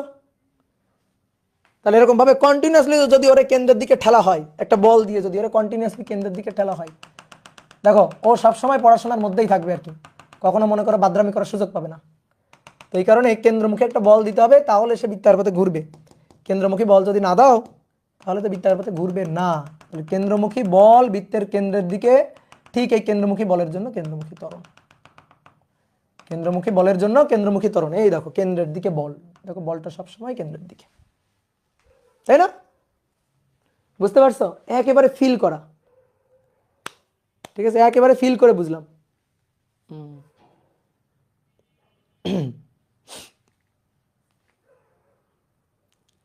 ভাইয়া ড্রয়িং এর জন্য একটা কোচিং সেন্টার খুলবো, মার দিব তোমারে। হ্যাঁ, তাহলে তোমাদের কি করতে হবে, তোমাদের মনে করো তোমরা পড়াশোনা থেকে মাঝে মাঝে দূরে সরে যাও না, এরা যেমন বৃত্তাকার পথে ঘোরানোর জন্য আমি কন্টিনিউয়াসলি থাপড়াইছি ধরা, তোমাদেরকেও এরকম কন্টিনিউয়াসলি ধরে মার দিতে হবে, বুঝলা? তাহলে একেবারে পড়াশোনার মধ্যে থাকবে, যে ওই যে তোর পড়াশোনা, এইটা হচ্ছে তোর সেন্টার, এটা হচ্ছে তোর লক্ষ্য, এই লক্ষ্য থেকে চ্যুত হইলেই তোর মায়ের হবে, বুঝলা? একেবারে বাস্তব প্র্যাকটিক্যাল লাইফের বাস্তব জিনিস এটা, যে কেন্দ্রের দিকে বল দিয়ে ধরে রাখা রাখবে, যখনই কেন্দ্রের দিকে বল দিবা না তখন সে স্পর্শক বরাবর দৌড় দিয়ে চলে যাবে, বুঝতে পারছো? এইবার শোনো, এবার একটু বাস্তব জিনিস ফিল করো। তুমি যে কোনো বস্তু, তুমি যদি বৃত্তাকার পথে ঘুরতে থাকো, তার কিন্তু একটা কেন্দ্রমুখী বল আছে, কেন্দ্রমুখী বল ছাড়া কেউ বৃত্তাকার পথে ঘুরতে পারবে না, কেউ বৃত্তাকার পথে ঘুরতে পারবে না।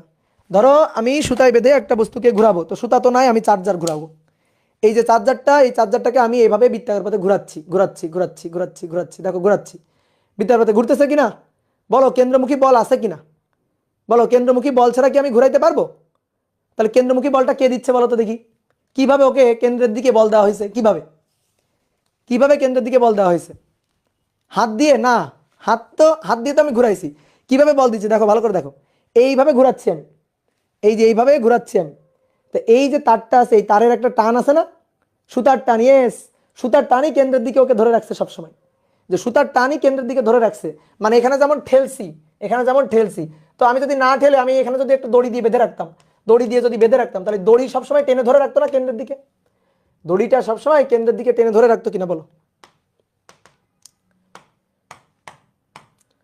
একটা বস্তুকে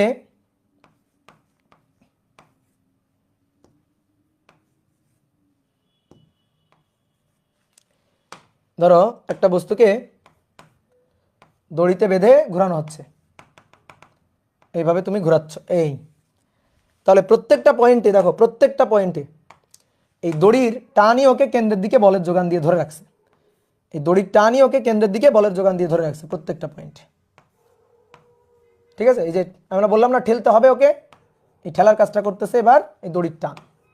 এখন অনেকগুলো বস্তু না, একটা বস্তু ঘুরতেছে, তার বিভিন্ন পজিশন আমি দেখাচ্ছি, বিভিন্ন পজিশনটা দেখাচ্ছি, বুঝলা? এইভাবে টেনে ধরে রাখা হয়েছে। ঠিক তেমনি বলো তো, পৃথিবী সূর্যের চারপাশে ঘুরতেছে, বলো ঘুরতেছে কিনা? Yes or no?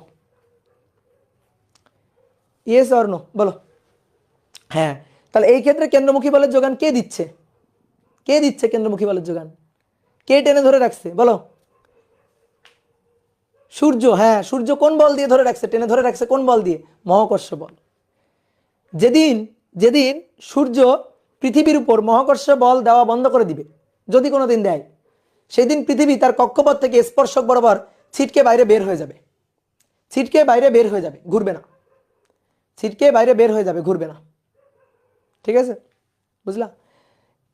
পৃথিবীর চারপাশে চাঁদ ঘুরতেছে না, কেন ঘুরতেছে? কারণ পৃথিবী আর চাঁদের মধ্যকার এই মহাকর্ষ বলই কেন্দ্রের দিকে টেনে ধরে রাখছে।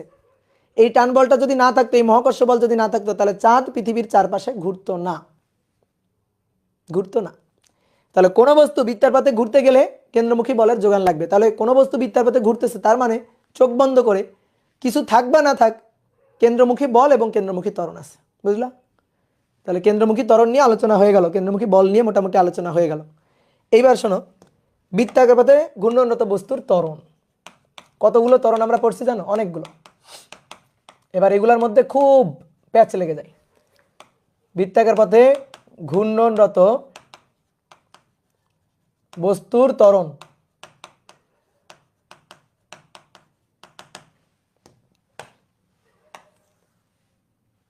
বৃত্তাকার পথে বস্তু যদি ঘোরে, তাহলে তার টোটাল ত্বরণ থাকে 4টা। আর যদি বলি কয় ধরনের ত্বরণ থাকে, তাহলে 2 ধরনের, 2 ধরনের ত্বরণ থাকে, কিন্তু টোটাল ত্বরণ থাকে 4টা। প্রথমে আসো রৈখিক ত্বরণ। রৈখিক ত্বরণ বলতো, কেন্দ্রমুখী ত্বরণ এটা রৈখিক ত্বরণ না কৌণিক ত্বরণ? দেখি বলতো।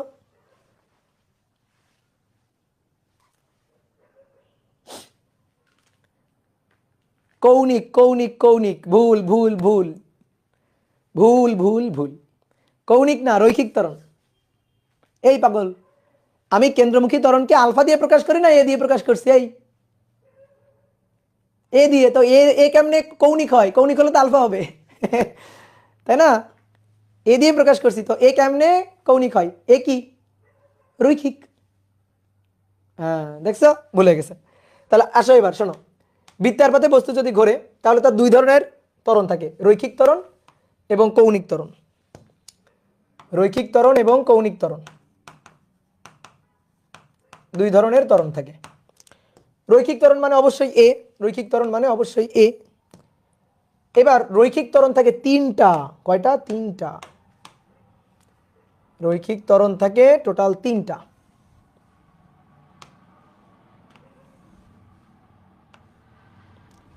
প্রথমটা আসো, প্রথমটা হচ্ছে স্পর্শী ত্বরণ। স্পর্শী ত্বরণ, এই স্পর্শী ত্বরণটা হচ্ছে এটি, যেটা আমরা গত ক্লাসে শিখছিলাম। বলো তো, শিখছিলাম না এটি? Tangential acceleration. এইবার শোনো, এর জন্ম কেন? এর কি কারণে জন্ম? এর জন্ম হচ্ছে এই এটি, এটা হচ্ছে এটা হচ্ছে D V divided by D T. D V divided by D T, এই এটি হচ্ছে ডিভি ডিভাইডেড বাই ডিটি। এই ভি এর মানের পরিবর্তনের জন্য, মানের পরিবর্তনের জন্য এর জন্ম। তাহলে বেগ, রৈখিক বেগের মানের পরিবর্তনের কারণে এর জন্ম। রৈখিক বেগের মানের পরিবর্তনের কারণে এর জন্ম। মানের পরিবর্তনের জন্য এর জন্ম, এর সৃষ্টি।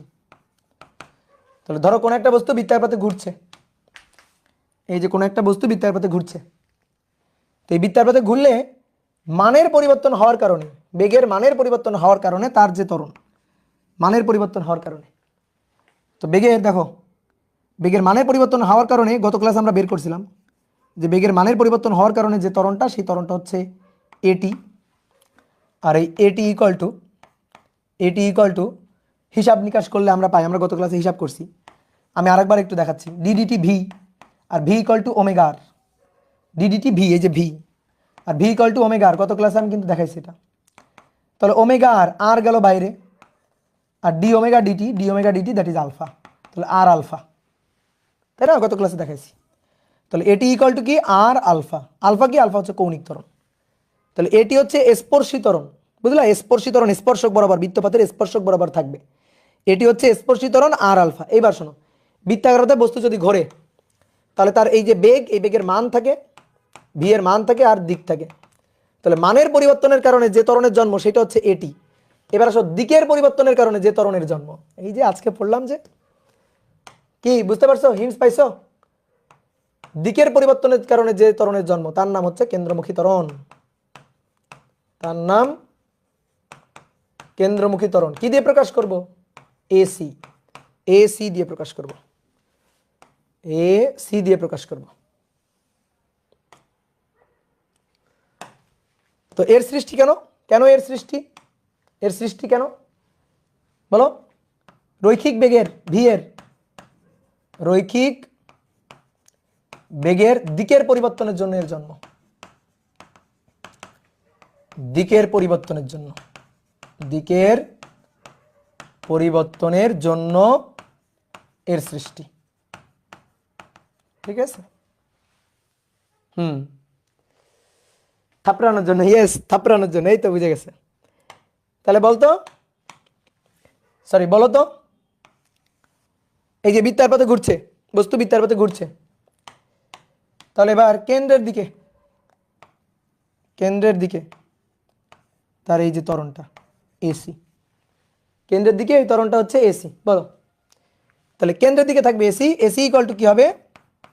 ভি স্কোয়ার বাই আর অথবা ওমেগা স্কোয়ার আর। আমরা এই দুইটাই বেশি ব্যবহার করি আর কি। তাহলে এবার আসো লাস্ট ওয়ান। আচ্ছা তুমি বলো তো, তাহলে কেন্দ্রমুখী রৈখিক ত্বরণ কয়টা পাইলা আপাতত? বলো কয়টা পাইলা? দুইটা, একটা এটি আর একটা এসি। দুটোই তো রৈখিক ত্বরণ। এ দিয়ে প্রকাশ করছি। বলো এর একক কি? এটি এর একক কি? Metre per second square, metre per second square. ঠিক আছে, কেন্দ্র বিমুখী, বিমুখী কি আবার?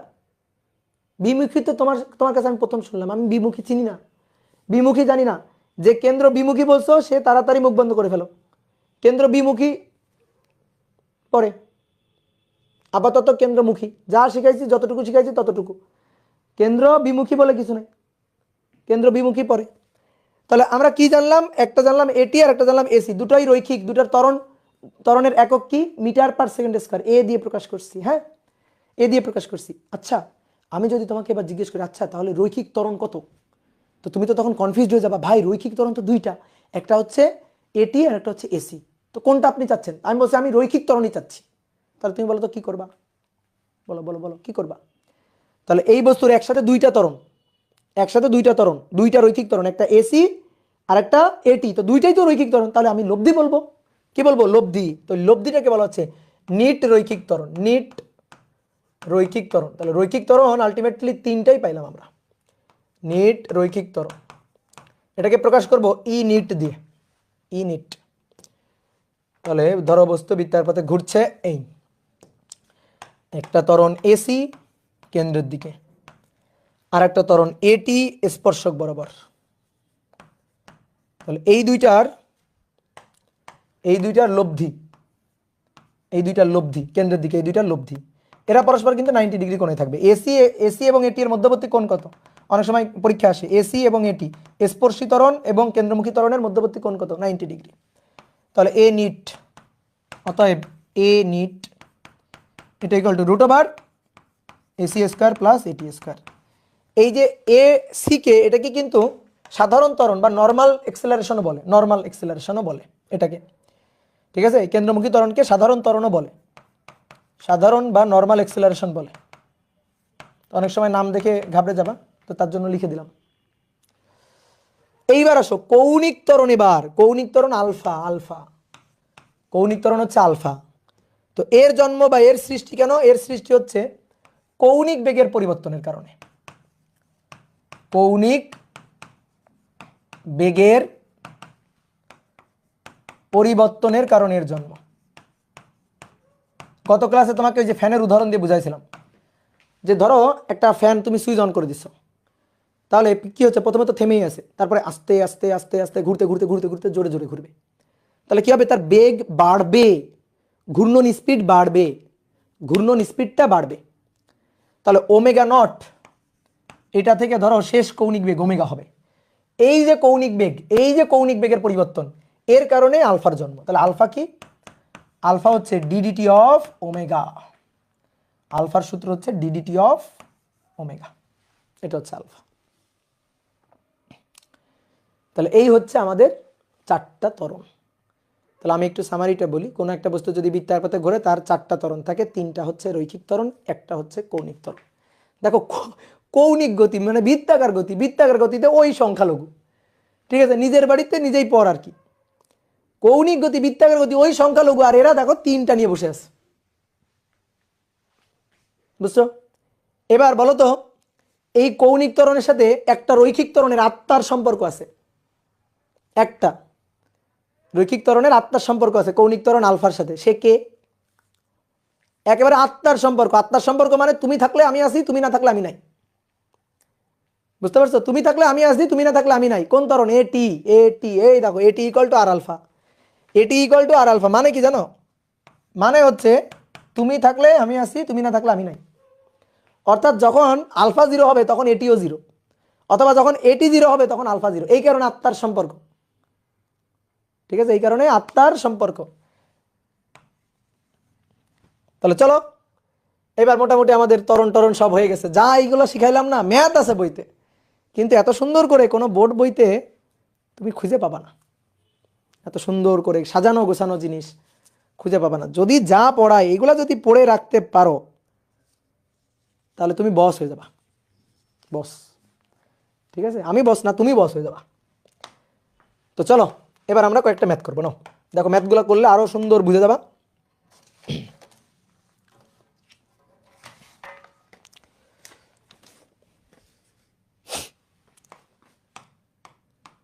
1 নম্বর, বৃত্তাকার পথে ঘূর্ণনরত কোনো বস্তুর বেগ, ঘূর্ণনরত বস্তুর বেগ 2 মিটার পার সেকেন্ড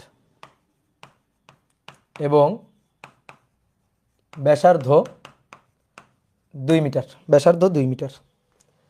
সবগুলো ত্বরণ নির্ণয় করো। সবগুলো ত্বরণ নির্ণয় করো। সবগুলো ত্বরণ নির্ণয় করো। সবগুলো ত্বরণ মানে কেন্দ্রমুখী ত্বরণ, স্পর্শী ত্বরণ, নিট ত্বরণ, কৌণিক ত্বরণ, সব। তাহলে একটা বস্তু বৃত্তাকার পথে ঘুরছে, ভালো কথা। তো বৃত্তাকার পথে যে ঘুরছে তার ভি এর মানটা দেওয়া আছে। ভি হচ্ছে 2 মিটার পার সেকেন্ড। বলো এটা কি চেঞ্জ হচ্ছে? এটা কি চেঞ্জ হচ্ছে? বলো। সব সময় বেগ 2 metre per second, 2 metre per second, 2 metre per second, 2 metre per second এইভাবে ঘুরছে। তাহলে এটি 0, এটি মানের পরিবর্তনের জন্য এর জন্ম। এটি স্পর্শী ত্বরণ, তাহলে স্পর্শী ত্বরণের মান ট্যানজেনশিয়াল অ্যাক্সেলারেশন মান 0, বাট এসি কিন্তু আছে। এসি কি ভি স্কয়ার বাই আর। তো এটা ভি এর মান মুখে মুখে, এটা MCQ type math. V square 2 square, ব্যাসার্ধ আর 2 মিটার, ঠিক আছে। নিট ত্বরণ পাবো। আর আত্মার সম্পর্ক এর সাথে, এটি এর সাথে আত্মার সম্পর্ক আলফার। আলফা কত? আলফা কৌণিক ত্বরণ কত? কৌণিক ত্বরণে 0। দেখো দেখো একটা জিনিস খেয়াল করো। দেখো এইভাবে ঘুরতেছে, আমার হাতের দিকে তাকাও, 2 মিটার পার সেকেন্ড বেগে এভাবে ঘুরছে। দেখো একই স্পিড, একই স্পিডে ঘুরছে। তো একই স্পিডে ঘুরলে ঘূর্ণন সংখ্যাও তো বাড়ছে না। মনে করো একটা নির্দিষ্ট সময় ঘূর্ণন সংখ্যাও তো একই। তাহলে যেহেতু এটি 0, সেহেতু আলফাও তো 0। যদি এটি বাড়তো আলফাও বাড়তো, এটি কমতো আলফা কমতো, বুঝলো? তাহলে এক এক করে প্রথমে স্পর্শী ত্বরণ এটি। তো এটি হচ্ছে দিকের মানের পরিবর্তনের কারণে, মানের কোনো পরিবর্তন হচ্ছে না, কিন্তু সেটা আমরা ম্যাথমেটিক্যালি করেই দেখাবো। DDT V, DDT V, V হচ্ছে 2 না 2, হ্যাঁ 2। তাহলে হিসাব করলে 0। যখন এটি হিসাব করে ফেলবা সাথে সাথে আলফা হিসাব করে ফেলবা। এটি ইকুয়াল টু আর আলফা। তাহলে এটি এর মান 0, আর এর মান ব্যাসার্ধ, বৃত্তাকার পথের ব্যাসার্ধ 2 মিটার। তাহলে আর এর মান 2 গুণ আলফা, অতএব আলফা ইকুয়াল টু 0। ওকে, এবার তারপরে হিসাব করবা কি? এসি, কেন্দ্রমুখী ত্বরণ, ভি স্কয়ার বাই আর। কেন্দ্রমুখী ত্বরণ চোখ বন্ধ করে থাকবে বৃত্তাকার পথে। যদি কখনো ভেসে আসে তোমার কানে, জাস্ট তুমি এটুকু শুনছো বৃত্তাকার পথে ঘুরছে, তাহলে তুমি চিৎকার করে বলবা বৃত্তাকার পথে ঘুরছে, তার মানে কেন্দ্রমুখী ত্বরণ আছে। ঠিক আছে, কেন্দ্রমুখী ত্বরণ আছে। তাহলে কেন্দ্রমুখী ত্বরণ AC V square by R, V এর মান আর এর মান, মানে ইজির একটা লিমিট থাকে। ঠিক আছে, এটা হচ্ছে ইজিরও ইজি। তাহলে 2 স্কয়ার ডিভাইডেড বাই আর এর মান 2, তো 2 metre per second, metre per second কিন্তু। তাহলে আর কোনো ত্বরণ আছে? হ্যাঁ, আরেকটা ত্বরণ আছে, নিট, নিট ত্বরণ আছে। তো নিট ত্বরণ দেখো, নিট ত্বরণ হচ্ছে এই দুইটা লব্ধি। তো এ যদি 0 হয় তাহলে লব্ধি তো এরই মান হবে।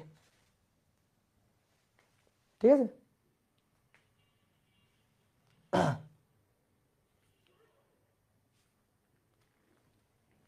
বলো বলো।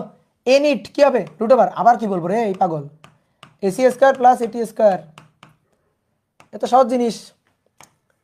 তাহলে এসি এর মান 2, আচ্ছা বলছি, দাঁড়াও দাঁড়াও, 2, আর এটি এর মান, এটি এর মান হচ্ছে 0, 0, তাহলে 2 মিটার পার সেকেন্ড স্কয়ার। ঠিক আছে, এই যে 4টা ত্বরণ বের করে ফেলছি। ঠিক আছে, 4টা ত্বরণ বের করে ফেলছি। ত্বরণের একক meter per, meter square, metre per second স্কয়ারই তো দিছি। কই মিটার? ও আচ্ছা, সরি সরি সরি, হ্যাঁ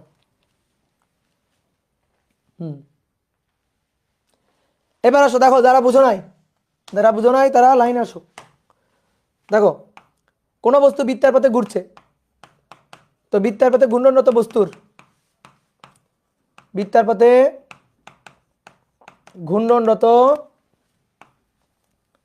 বস্তুর বেগ V, V equal to 2t, 2t, বৃত্তাকার পথের ব্যাসার্ধ 2 মিটার, বৃত্তার পথের ব্যাসার্ধ 2 মিটার, তাহলে 2 সেকেন্ডে টি ইকুয়াল টু 2 সেকেন্ড, মানে ঘুরতে ঘুরতে টি ইকুয়াল টু যখন 2 সেকেন্ড, তখন সবগুলো ত্বরণ নির্ণয় করো,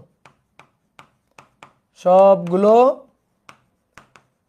ত্বরণ নির্ণয় করো। তাহলে আবারও একই টাইপের ম্যাথ, একটা বস্তু বৃত্তার পথে ঘুরছে, তো বৃত্তার পথে যে বেগ নিয়ে ঘুরছে সেই বেগ ভি। এবার দেখো বেগ ভি এর মান তো কিন্তু পরিবর্তন হবে, কারণ দেখো 2t, 2t টি এর উপর নির্ভর করে, আগে ছিল কনস্ট্যান্ট, দেখো আগে ছিল 2 কনস্ট্যান্ট, এবার 2t মান চেঞ্জ হবে আর কি। আর ব্যাসার্ধ আর, ব্যাসার্ধ আর এর মান কত দেওয়া আছে? 2 মিটার, আর এর মান 2 মিটার দেওয়া আছে। তাহলে কি লাগবে? প্রথমে লাগবে হচ্ছে এটি। বলো ভাই এটি এর জন্ম কেন? কেন এটি এর জন্ম? কার কারণে? মানের পরিবর্তনের কারণে, বেগের, রৈখিক বেগের মানের পরিবর্তনের কারণে। ওকে, তাহলে তার সূত্র ডিডিটি অফ বেগ ভি, তাহলে ডিডিটি আর ভি হচ্ছে 2t, 2t, তাহলে 2 সুন্দর করে বাইরে চলে আসলো, আর টি কে টি এর সাপেক্ষে করলে 1, তাহলে এত মিটার পার সেকেন্ড স্কয়ার, এত মিটার পার সেকেন্ড স্কয়ার। ওকে ডান। যখনই তুমি এটি বের করে ফেলবা, এটি এর সাথে কার জন্য আত্মার সম্পর্ক? আলফার, আলফার আত্মার সম্পর্ক, তাহলে এটি equal to R alpha, R alpha, তাহলে এটি হচ্ছে 2, আর এর মান 2 আলফা, তাহলে অতএব দেখো আলফা, এই আলফা ইকুয়াল টু 2/2, 1, 1 কি একক হবে এর বলো তো? Radian per second square, radian per second square. Okay, এবার কি লাগবে? AC, AC, AC equal to সূত্র কি? এসি ইকুয়াল টু সূত্র V square by R omega square R, তুমি যেটা খুশি সেটা খাটাইতে পারো, কোনো সমস্যা নেই। ভি স্কয়ার বাই আর, তো ভি এর মান কত? ওই যে 2t, ভি এর মান হচ্ছে 2t, তার স্কয়ার ডিভাইডেড বাই আর, আর এর মান কত? আর এর মান 2, আর এর মান 2। এবার দেখো এসি এর মান কিন্তু ফিক্স না, টি এর উপর নির্ভর করে। তাহলে প্রশ্নটা আরেকবার পড়ো, প্রশ্নটা আরেকবার পড়ো। কয় সেকেন্ড সময়ে? টি কত, টি টি কততে? 2 সেকেন্ডে। অনেকে বলতে ভাই এগুলা করার সময় যে টি এর মান লাগলো না, টি এর মান লাগে নাই কারণ কনস্ট্যান্ট, তাই লাগে নাই। এ টি এর মান কনস্ট্যান্ট, তাই লাগে নাই। এই এ আলফার মানটা কনস্ট্যান্ট, তাই লাগে নাই। কিন্তু এর মান তো কনস্ট্যান্ট না, এর মান তো টি এর উপর নির্ভর করছে। অবশ্যই নির্ভর করে, দেখো ঘুরতেছে, তো ঘুরতে ঘুরতে বেগ হচ্ছে 2t, বিভিন্ন পয়েন্টে বেগের বিভিন্ন মান হবে, তো প্রত্যেকটা পয়েন্টে V square by R, V এর মান যদি চেঞ্জ হয় তো ভি স্কয়ার বাই আরও তো চেঞ্জ হবে, এটা তো চেঞ্জ হবেই। ফিল করো, দেখো এটা তো চেঞ্জ হবেই, টি এর উপর নির্ভর করবে।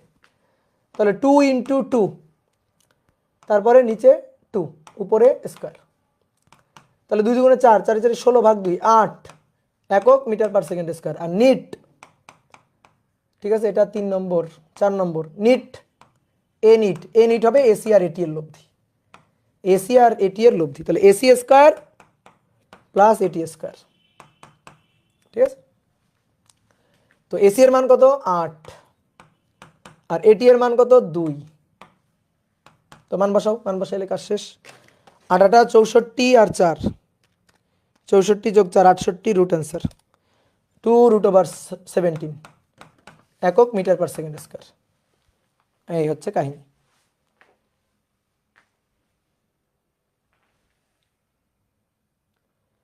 ভাইয়া ভি ইকুয়াল টু 2t বাইরের দিকে কেন? তো ভি ইকুয়াল টু 2t কোন দিকে হবে? ভেতরের দিকে না উপরের দিকে? বাইরের দিকে মানে স্পর্শক বরাবর না, যে কোনো পয়েন্টে বেগের ডিরেকশন কোন বরাবর হয়? স্পর্শক বরাবর হয় না?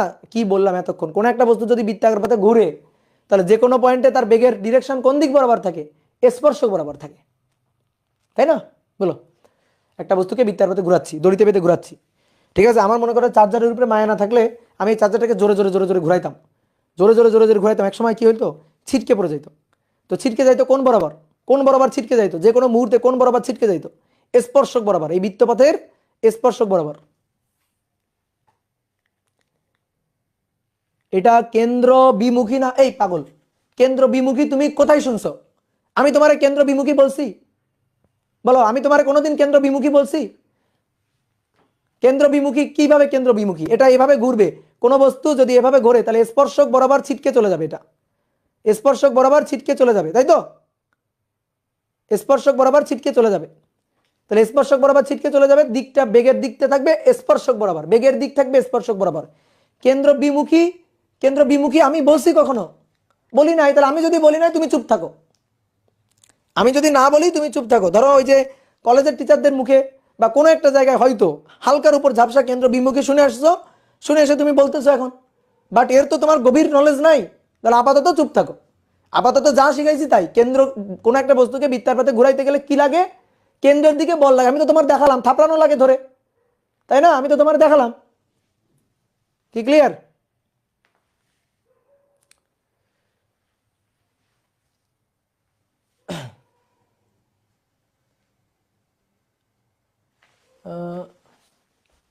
রসায়নে ইলেকট্রনের কেন্দ্র বিমুখী বল, রসায়নের কথা বাদ দাও তো, দূর রসায়নের কথা বাদ দাও, রসায়নের কথা বাদ দাও। রসায়নে ওই ইলেকট্রনের কেন্দ্র বিমুখী বাদ দাও, ওইসব পরে। ঠিক আছে, পরমাণু মডেল আপাতত বুট করে রেখে দাও। ঠিক আছে, ওটা বাদ। আপাতত কেন্দ্র বিমুখী বলে কিছু নাই, আপাতত কেন্দ্র বিমুখী বাদ, কেন্দ্র বিমুখী বাদ। এই যে মাথা থেকে এভাবে ধরে টানে বের করে যা ফেলে দাও, এভাবে ফেলে দাও। পরে এগুলো নিয়ে পরে কথা হবে। এবার আসো, কোনো বস্তুকে বৃত্তার পথে ঘুরানো হচ্ছে, বৃত্তাকার পথে, বৃত্তার পথে তার বেগ, বৃত্তাকার পথে তার বেগ V, V equal to 2t cube, ব্যাসার্ধ, ব্যাসার্ধ 2 মিটার। তাহলে বলা হচ্ছে টি ইকুয়াল টু 2 সেকেন্ডে, টি ইকুয়াল টু 2 সেকেন্ডে সবগুলো ত্বরণ নির্ণয় করো। ঠিক আছে, সবগুলো ত্বরণ নির্ণয় করো। ও দেখো তোমাদের এখানে এখানে একটা জিনিস নির্ণয় করতে ভুলে গেছি, মানে এটা আমি আরেকটা ভাবে একটু একটা জিনিস দেখাইতে চাইছিলাম। এখানে আমরা আলফাটা বের করব, আরেকটা ভাবে আলফাটা বের করা যায়। কিভাবে আলফাটা বের করা যায় দেখো, আমি তোমার এখানে দেখাই। ওমেগা নট আদি বেগ বের করব শুরুতে, ওমেগা নট। তো ভাই V equal to omega R, তো omega equal to V by R, omega equal to হবে ভি বাই আর। তো ভি এর মান কত? 2t ডিভাইডেড বাই আর এর মান কত? আর এর মান হচ্ছে 2। এবার একেবারে আদিতে, তো আদিতে টি এর মান তো 0, তাহলে 2 ইন্টু 0 ডিভাইডেড বাই 2, তার মানে 0 আর কি। এটা ওমেগা নট। দেখি তো ওমেগা কত? ওমেগা কয় সেকেন্ড পর? 2 সেকেন্ড পর ওমেগা। তো ওমেগা ইকুয়াল টু কি? V by R. তো V equal to 2t, V equal to 2t, তাহলে 2 ইন্টু টি এর মান 0 বসাইলে ওমেগা নট পাইলাম। এবার টি এর মান 2 বসাবো, তাহলে 2 গুণ 2 ডিভাইডেড বাই 2, 2 2 কাটাকাটি 2 ওমেগা। এবার দেখো তো ত্বরণের যে সূত্র, আলফার যে সূত্র, এই এরকম একটা সূত্র আছে না, omega equal to omega not plus alpha T, alpha T আছে কিনা? এবার ওমেগার মান 2, ওমেগা নটের মান 0, আলফার মান বের করতে চাই টি এর মান 2 সেকেন্ড পরে। তাহলে অতএব আলফা ইকুয়াল টু কত? আলফা ইকুয়াল টু 2 ভাগ 2, 2 ভাগ 2, 2 ভাগ 2, 1 রেডিয়ান পার সেকেন্ড স্কয়ার। আমি একটা প্রশ্ন করবো একটু পরে, দেখি কে উত্তর দিতে পারে, ভালো করে দেখিও। তাহলে দেখো এইভাবে এই সূত্র দিয়ে বের করলাম, মান পাইলাম আলফার মান 1, ঠিক আছে। আবার এইভাবে বের করলাম, আলফার মান পাইলাম 1, ঠিক আছে, আলফার মান পাইলাম 1। বলো বুঝলা কিনা? ওকে, এবার আমি একটু পরে কিন্তু একটা প্রশ্ন জিজ্ঞেস করব, উত্তর দিবা কিন্তু। এবার একটা বস্তু বৃত্তার পথে ঘুরছে, তাহলে বলো কোনো পয়েন্টে তার বেগের ডিরেকশন স্পর্শক বরাবর, তো সেই বেগ ভি ইকুয়াল টু কত? 2t cube. এবার আর ব্যাসার্ধ আর ইকুয়াল টু 2 মিটার। তাহলে 1 নম্বর আসো, এটি, এটি এর জন্ম কেন? মানের পরিবর্তনের জন্য। তাহলে ডিডিটি অফ বেগ ভি, তো DDT of beg V, V হচ্ছে 2t কিউব, 2t কিউব। তাহলে 2 গেল বাইরে, টি কিউব, তাহলে 3t স্কয়ার, দেখো, তাই না? এইবার তুমি কয় সেকেন্ড পর বের করতে চাও? টি ইকুয়াল টু 2 সেকেন্ড পর, তাহলে 2 সেকেন্ড পর, তাহলে এটি 2 সেকেন্ড পরে, 2 সেকেন্ডে, তাহলে 3 দুগুণে 6, টি স্কয়ার, 2 স্কয়ার, ঠিক আছে। তাহলে কত? 24, yes 24 metre per second square. বলো এটি এর সাথে আত্মার সম্পর্ক কার? আলফার। তাহলে চট জলদি করে আলফাটাও বের করে নিব। আলফা তাহলে এটি equal to R alpha, R alpha, এটি এর মান 24, আর এর মান 2, আলফা হচ্ছে 12 রেডিয়ান পার সেকেন্ড স্কয়ার। ওকে, 12 রেডিয়ান পার সেকেন্ড স্কয়ার, বুঝছো? এইবার দেখো তো আলফাটা আমি এভাবে বের করতে পারি না, আগে যেভাবে বের করলাম একটু আগে, যে আমরা ওমেগা লিখতে চাই, V equal to omega, omega equal to V by R. তো ভি কত? ভি হচ্ছে 2t কিউব, তো 2t কিউব ডিভাইডেড বাই নিচে আর, আর এর মান 2, 2 2 কাটাকাটি গেল টি কিউব, ঠিক আছে? এটা হচ্ছে ওমেগা। তো এবার ওমেগা নট হচ্ছে 0 কিউব মানে 0, আর ওমেগা হচ্ছে কয় সেকেন্ড পরে? 2 সেকেন্ড পরে, তাহলে 2 কিউব, 2 কিউব মানে 8, 2 গুণ 2 গুণ 2 8। এবার কয় সেকেন্ড পরে জানো? 2 সেকেন্ড পরে। তাহলে আমরা এবার আলফাটা বের করতে চাই কোন সূত্র দিয়ে? Omega equal to omega not plus alpha T, অথবা এখান থেকে কিন্তু লেখা যায় alpha equal to omega minus omega not divided by T, alpha equal to omega minus omega not divided by T, বুঝলা? তাহলে ওমেগা কত? ওমেগা হচ্ছে 8, ওমেগা নট কত? ওমেগা নট হচ্ছে 0, ডিভাইডেড বাই টি কত? কয় সেকেন্ড পরে? 2 সেকেন্ড পরে 2, তাহলে 4 radian per second square, radian per second square. দেখো মিলে গেছে, এই দেখো 12 আর 4 মিলে গেছে, বলো 12 আর 4 মিলে গেছে? না মেলে নাই। প্রশ্ন হচ্ছে কোনটা ঠিক আর কোনটা ভুল, আর কেন দুইটা মেলে নাই, বলো? এটা হচ্ছে প্রশ্ন। দেখি আমি কমেন্ট দেখব কে উত্তর দিতে পারে, ওই ব্যাপে দেখব। দুইটাই ভুল, আচ্ছা গুড, দেন পাইলাম মনে হয় পাইছি, দেখি। Badshah Mallick you are the winner, Badshah Mallick you are the winner. তোমার বিকাশ নাম্বারটা সেন্ড করো দেখি, তোমার কোনো বিকাশ নাম্বার থাকলে সেন্ড করো, তোমার জন্য একটা গিফট পাঠাই দিব আমি, Bikash gift. Badshah Mallick, okay good, very good. এই দুটো নাম্বার দিছে কেন?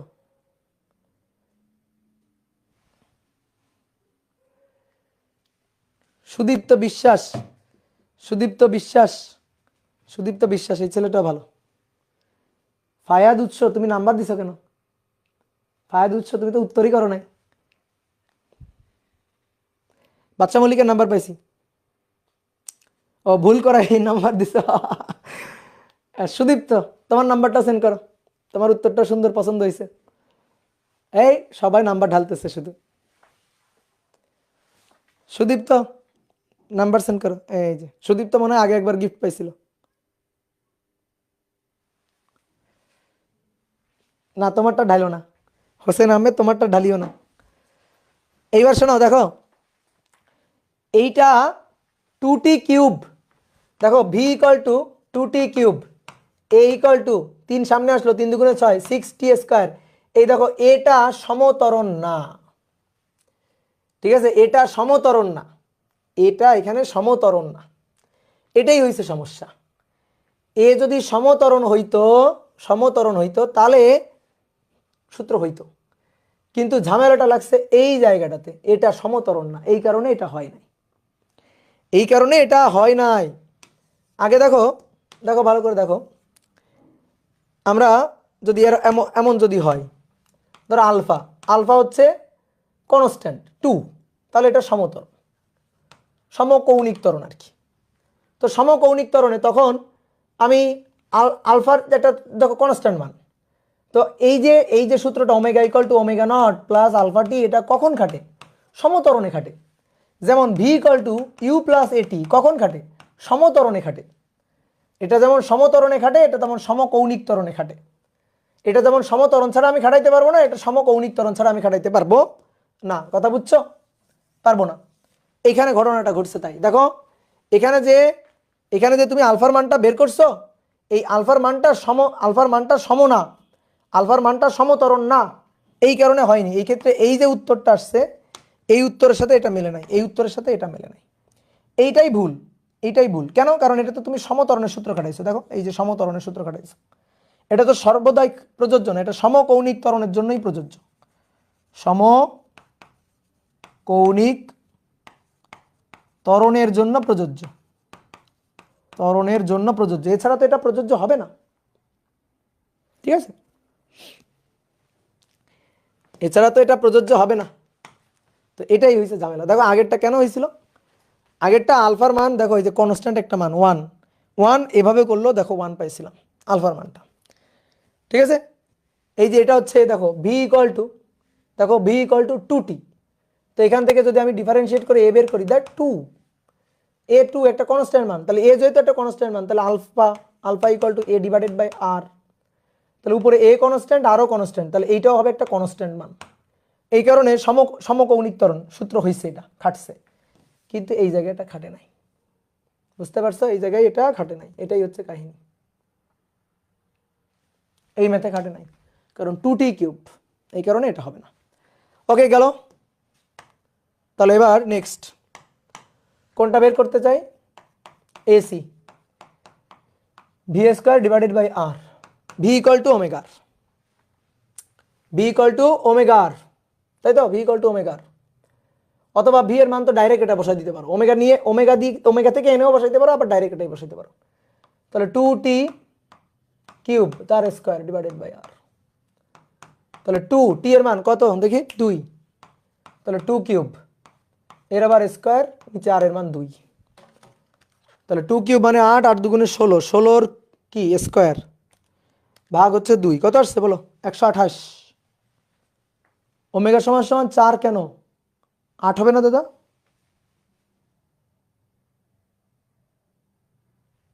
8 ভাগ 2 কত হয় 4, ওমেগা সমান সমান 4 কেন, কোথায় ওমেগা, ওমেগা সমান সমান 4 কোথায় লিখছি,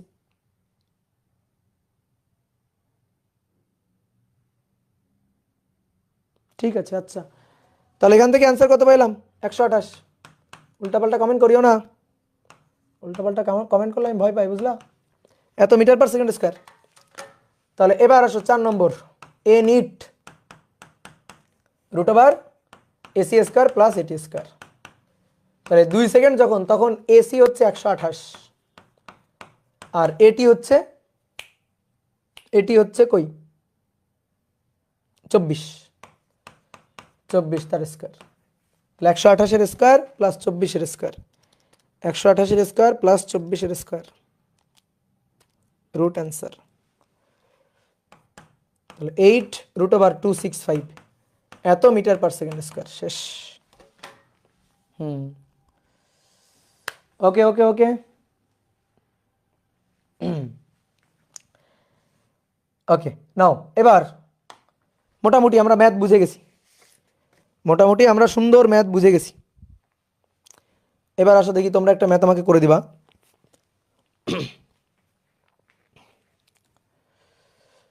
বৃত্তার পথে ঘূর্ণনরত একটি বস্তুর, বৃত্তাকার পথে ঘূর্ণনরত একটি বস্তুর, ঘূর্ণনরত একটি বস্তুর কৌণিক বেগ, কৌণিক বেগ omega, omega equal to 2t, ব্যাসার্ধ 2 মিটার, স্পর্শী ত্বরণ লব্ধির সাথে, লব্ধি ত্বরণের সাথে, লব্ধি কোন ত্বরণের সাথে, লব্ধি কোন ত্বরণের সাথে, রৈখিক ত্বরণ, লব্ধি রৈখিক ত্বরণ, স্পর্শী ত্বরণ লব্ধি ত্বরণের সাথে 37 ডিগ্রি কোণ তৈরি করলে, কোণ তৈরি করবে কত সময় পর, কত সময় পর স্পর্শী ত্বরণ লব্ধি ত্বরণের সাথে 37 ডিগ্রি কোণ তৈরি করবে। ওকে, একটা বস্তু বৃত্তার পথে ঘুরছে, হ্যাঁ, তো বৃত্তার পথে বস্তুটা ঘুরছে, তো বলা হচ্ছে কিছুক্ষণ পর ঘুরতে ঘুরতে ঘুরতে ঘুরতে ঘুরতে ঘুরতে কোনো একটা মুহূর্তে স্পর্শী ত্বরণ লব্ধি ত্বরণের সাথে 37 ডিগ্রি কোণ তৈরি করে, স্পর্শী ত্বরণ লব্ধি ত্বরণের সাথে 37 ডিগ্রি কোণ তৈরি করে, তাহলে এটা হচ্ছে স্পর্শী ত্বরণ, এইটা স্পর্শী ত্বরণ এটি, আর এটা কেন্দ্রমুখী ত্বরণ এসি, এদের লব্ধি এটি, এদের লব্ধি এটি, এদের লব্ধি এ সরি এ নিট, এদের লব্ধি এ নিট। ঠিক আছে, এবার বলা হচ্ছে কি স্পর্শী ত্বরণের সাথে লব্ধি ত্বরণের কোণ হবে 37 ডিগ্রি। কতক্ষণ পর, এটাই আমার চাইছে যে কতক্ষণ পর এটা হবে। তাহলে দেখো তো এই কোণের ট্যান থেটা লিখবো, ট্যান 37, যার সাথে অ্যাঙ্গেল সে থাকবে সিঙ্গেল। কার সাথে অ্যাঙ্গেল? এটি এর সাথে, তাহলে এটি থাকবে সিঙ্গেল, বাদ বাকিটা কি এসি। তাহলে উপরে এসি তার কি সাইন 90 ডিগ্রি, আর নিচে এসি কস কি কস 90 ডিগ্রি। তাহলে এইগুলো লেখার দরকার নেই, কস 90 0 আর সাইন 91। তাহলে ট্যান 37 ডিগ্রি সমান সমান এসি ডিভাইডেড বাই এটি, তাই তো, এসি ডিভাইডেড বাই এটি। তাহলে এবার দেখো ট্যান 37 ডিগ্রি এটা সমান সমান এসি ডিভাইডেড বাই এটি। কি কি মান দেওয়া আছে? ওমেগা দেওয়া আছে 2t, আর ব্যাসার্ধ দেওয়া আছে আর 2 মিটার।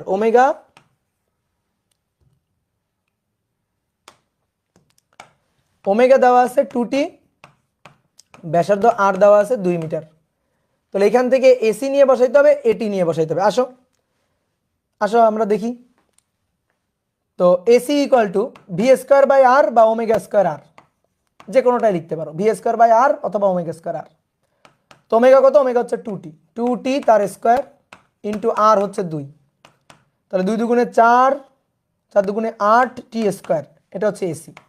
আর এটি কি? এটি equal to D D T of V. তো এটা ওমেগা, এটা আর, তাহলে ভি ইকুয়াল টু কি? V equal to omega R, V equal to omega R, omega 2t গুণ আর 2, তার মানে ভি ইকুয়াল টু 4t। তাহলে D D T V equal to 4t। কত ইজি ম্যাথ। তাহলে 4t কে টি এর সাপেক্ষে ডিফারেন্সিয়েট করলে 4, এটা 4 মিটার পার সেকেন্ড স্কোয়ার। তাহলে এটি এর মান 4 পেয়ে গেছি, আর এসি এর মান 8t স্কোয়ার। মান বসাই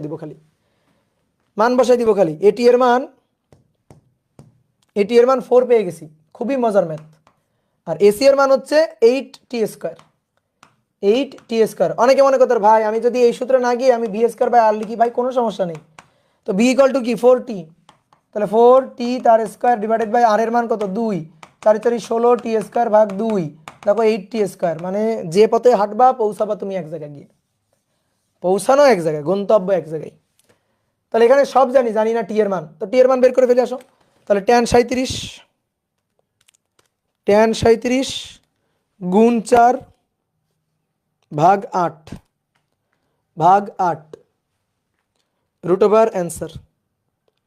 তাহলে অতএব টি ইকুয়াল টু 0.6138 এত সেকেন্ড।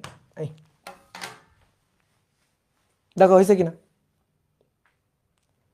এই তোমরা কি গল্প করতেছো? হ্যাঁ, আমি তো ভাত খাই না, হাই পাগল।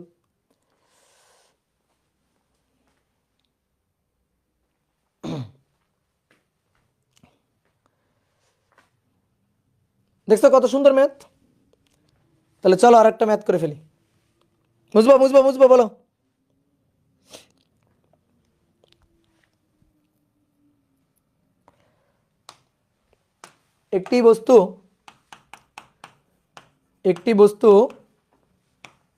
একটি বস্তু কণা 40 সেন্টিমিটার ব্যাসার্ধের পথে 40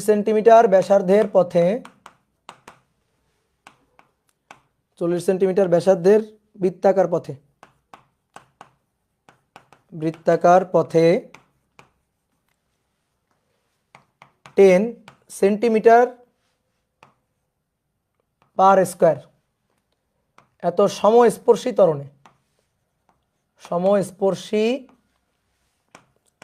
ত্বরণে চলমান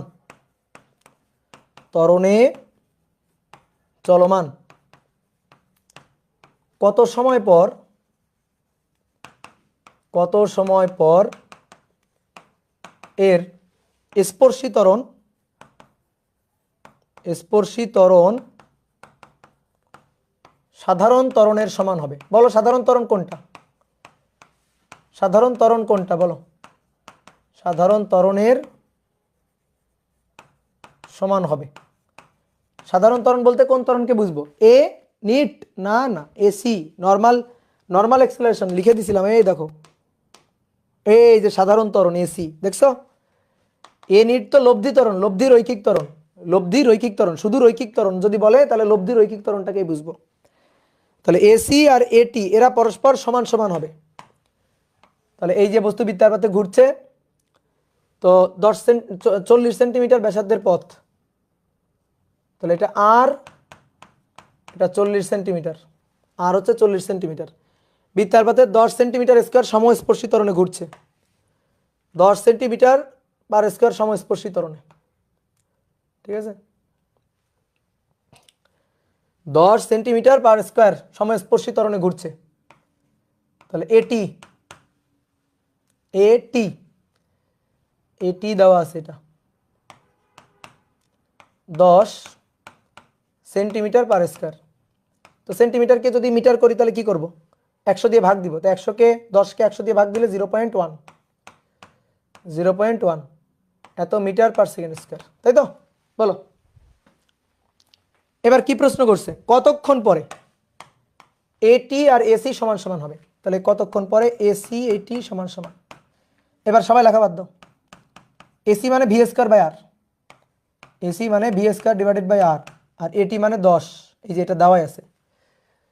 তো এবার এটি থেকে আর আলফা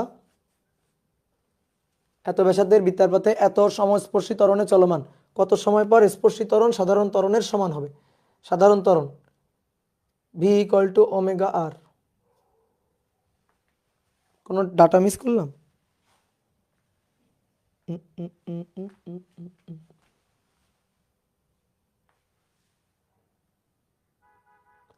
আর এর মান জানা আছে ভি, না সমস্যা নেই, হবে হবে হবে, হ্যাঁ পেয়েছি পেয়েছি পেয়েছি, এই তো সুন্দর। দেখো এসি এটা equal to V square by R, V square by R, omega square R লিখলেও হয়তো সমস্যা নেই। আর এটা হচ্ছে এটি, এটি এর মান তো গিভেন, এটি এর মান গিভেন। এইবার আসো, আর এর মান জানি, এটি এর মান জানি, তাহলে ভি লাগবে। তাহলে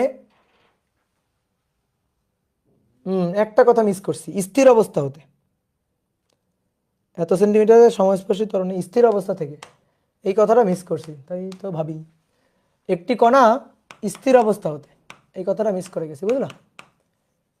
একটি কণা স্থির অবস্থা হতে, লিখো লিখো লিখো, এটা না হলে হবে না। একটি কণা স্থির অবস্থা হতে। এবার আসো, দেখো দেখো এদিকে তাকাও, V square divided by R, AC equal to V square divided by R, আর এটি ইকুয়াল টু এটি, এটি এর মান আমি জানি, এটি এর মান জানি, আর এর মান জানি, ভি দরকার। এখন কথা হচ্ছে কি, ভি তো আমার দরকার না, আমার তো দরকার টি। তো ভি এর জায়গায়, ভি এর মধ্যেই তো টি আছে, কেমনে? V equal to U plus AT, V equal to U plus AT. বলো তো দেখি এখানে এটা কোন এটা বসবে, এখানে কোন এটা বসবে বলো তো দেখি? V equal to U plus A T, গত ক্লাসে করছি আমরা। কোনটি বসবে? ইউ জিরো, স্থির অবস্থা থেকে। তাহলে ভি ইকুয়াল টু, এই যে স্থির অবস্থা থেকে, এই কথাটা না বলা থাকলে কিন্তু হবে না ম্যাথ। তাহলে V equal to U plus A T, তাহলে এই এর জায়গায় কিন্তু ট্যানজেনশিয়াল অ্যাক্সেলারেশন এটি, এটি ইন্টু টি, বুঝলা? তাহলে ভি ইকুয়াল টু, দেখো ভি ইকুয়াল টু এটি ইন্টু টি তার স্কোয়ার ডিভাইডেড বাই আর সমান সমান এটি। নাও এবার মান বসে দাও, এবার মান বসে দাও। তাহলে এটি এর মান 0.1 তার স্কোয়ার টি স্কোয়ার, আর এর মান 0.40, আর এটি এর মান 0.1। তাহলে 0.40 গুণ 0.1, তাকে ভাগ দিব 0.1 তার স্কোয়ার দিয়ে। তাহলে টি কত সেকেন্ড? 2 সেকেন্ড, √4 2 সেকেন্ড, এই যে 2 সেকেন্ড। তাহলে 2 সেকেন্ড পর এটা হবে। কি বের করছো? বলো বের করছো কিনা? হ্যাঁ। দেখো অনেকে করে কি, এই টাইপের ম্যাথগুলো মুখস্থ করে, তো এই মুখস্থ করাটা আমি পক্ষপাতি না। ধরো অনেকে ম্যাথ ভাই বুঝে বুঝে মুখস্থ করছি, বুঝে বুঝে মুখস্থ আবার কি জিনিস? মুখস্থ তো মুখস্থই। তো শোনো, এই অর কেউ যদি লেখে যে ভাই এসি ইকুয়াল টু এটি, আমি ধরেন লিখলাম AC equal to omega square R, এটা লিখলাম। এসি ইকুয়াল টু আছে তো, ওমেগা স্কোয়ার আর একটা সূত্র আছে তো। তো এটা কি হবে না? এভাবে কি হবে না? হ্যাঁ হবে। তুমি আর এর মান জানো, তুমি এটি এর মান জানো, এবার ওমেগা, এবার তোমার ওমেগা, তো ওমেগার মধ্য থেকে টি বের করতে হবে, ওমেগার মধ্য থেকে টি বের করতে হবে। আসো আমি আগে ওমেগাটা বের করি, আমি আগে ওমেগাটা বের করি। তাহলে √AT ডিভাইডেড বাই আর, তাহলে এটি এর মান 0.1 আর এর মান হচ্ছে 0.40। তাহলে √0.1 ডিভাইডেড বাই 0.40, তাহলে 0.5 রেডিয়ান পার সেকেন্ড। ওমেগা হচ্ছে 0.5 রেডিয়ান পার সেকেন্ড। ওমেগাটা পাইলাম, কিন্তু আমার তো ওমেগা লাগবে না, আমার লাগবে টি। তো দেখো তো স্থির অবস্থা থেকে যদি চলতে শুরু করে তাহলে omega equal to omega not plus alpha T না, omega not plus alpha T. তাহলে এই ওমেগা নটটা জিরো, আর এই পাশে ওমেগা তো পাইছি। এবার আলফা এটি ইকুয়াল টু আর আলফা, তাহলে এটি ইকুয়াল টু আর আলফা, তাহলে আলফা ইকুয়াল টু এটি বাই আর, এটি divided by R into T.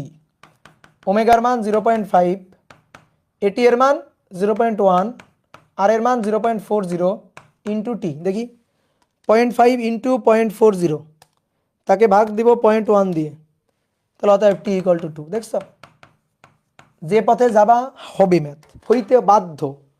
এখন তুমি কিভাবে করবা সেটা তোমার ব্যাপার, বুঝলা? প্র্যাকটিস প্র্যাকটিস প্র্যাকটিস প্র্যাকটিস, বেশি বেশি করে প্র্যাকটিস। হ্যাঁ,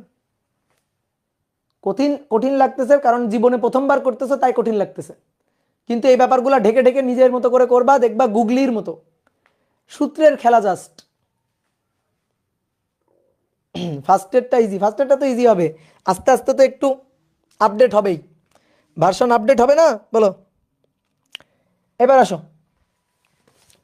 বলা হচ্ছে স্থির অবস্থা হতে স্থির অবস্থা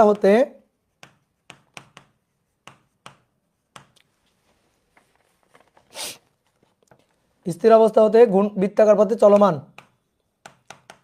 বৃত্তাকার পথে চলমান বস্তুর কৌণিক ত্বরণ, কিন্তু কৌণিক ত্বরণ রৈখিক না, 3 রেডিয়ান পার সেকেন্ড স্কয়ার। একক দেখলেও বুঝে যাবা কৌণিক ত্বরণ হচ্ছে এটা। 10 সেকেন্ড পর রৈখিক ত্বরণ, 10 সেকেন্ড পর রৈখিক ত্বরণ 12√10 সেন্টিমিটার পার সেকেন্ড স্কয়ার, 12√10 সেন্টিমিটার পার সেকেন্ড স্কয়ার। তাহলে বৃত্তাকার পথের ব্যাসার্ধ কত? বৃত্তাকার পথের ব্যাসার্ধ চাইছে। শোনো, কি কি দেওয়া আছে একটু এঁকে নাও, ঠিক আছে? কি কি দেওয়া আছে একটু এঁকে নাও। একটা বস্তু বৃত্তাকার পথে ঘুরছে, এই বেঁকে গেল, একটা বস্তু বৃত্তাকার পথে ঘুরছে, তো স্থির অবস্থা থেকে বৃত্তাকার পথে চলমান বস্তুর কৌণিক ত্বরণ দেওয়া আছে আলফা গিভেন। তাহলে 3 রেডিয়ান পার সেকেন্ড স্কয়ার। দেখি তোমাদের কেমন বুদ্ধি, দেখি কে বলতে পারে। বলো তো 10 সেকেন্ড পর রৈখিক ত্বরণ এত, বলো 10 সেকেন্ড পর রৈখিক ত্বরণ এত, এটা কি দেওয়া আছে? 10 সেকেন্ড পর রৈখিক ত্বরণ, আবার ভালো করে চিন্তা করো, 10 সেকেন্ড পর রৈখিক ত্বরণ এ নিট। আমি যদি বলতাম স্পর্শী ত্বরণ তাহলে এটি, যদি বলতাম কেন্দ্রমুখী ত্বরণ বা সাধারণ ত্বরণ তাহলে এসি। কিন্তু কি বলছি বলো, কি বলছি? বলছি রৈখিক ত্বরণ। তো রৈখিক ত্বরণ কি একটা?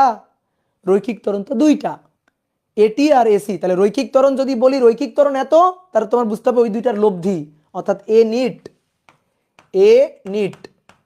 তাহলে এ নিট হচ্ছে 12√10 সেন্টিমিটার পার সেকেন্ড স্কয়ার।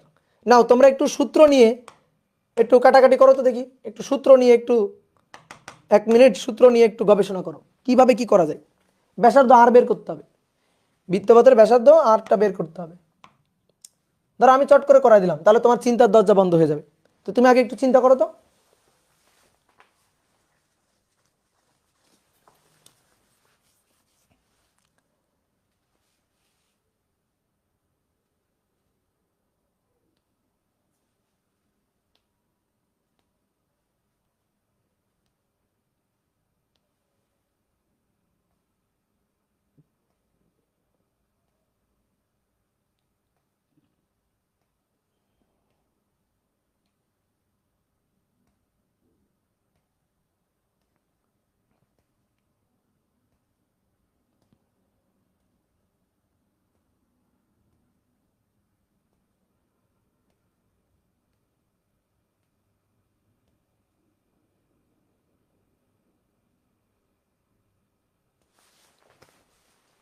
হয়েছে হয়েছে হয়েছে। এন ইট এটা হচ্ছে 12√10।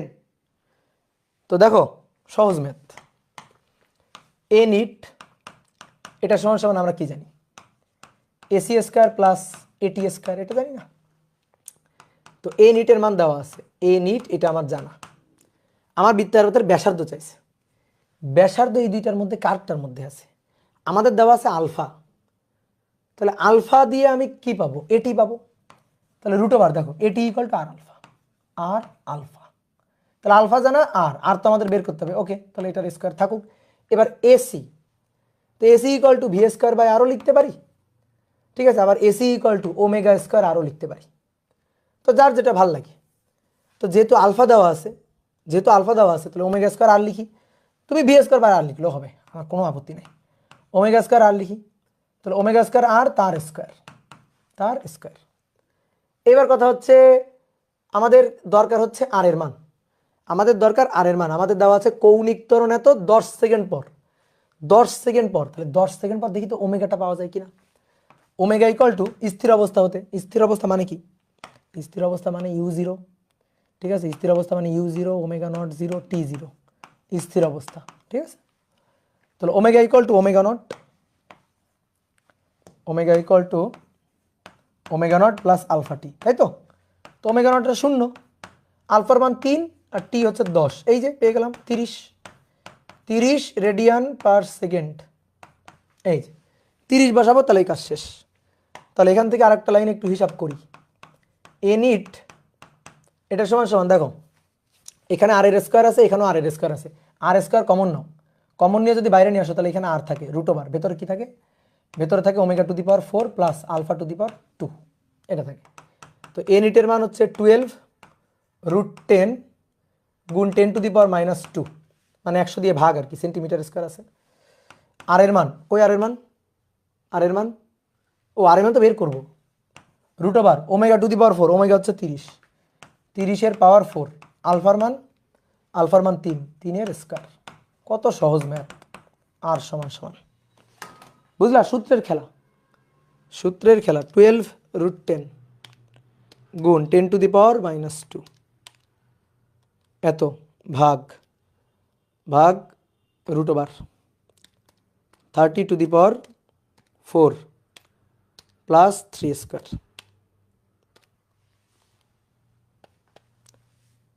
তাহলে আর এর মান 0.000421 মিটার। তাহলে কি 100 দিয়ে ভাগ করে একটু কমাই, মানে সরি 100 দিয়ে গুণ করব, তাহলে 0.0421 সেন্টিমিটার। দেখো তো আসছে কিনা, হ্যাঁ ঠিক আছে। ওকে, তোমার 0 আসছে, কেন 0 আসবে, ওকে চলো, আর 2 ঘন্টা হইতে 10 মিনিট আছে, আর একটা ম্যাথ করে ফেললেই শেষ।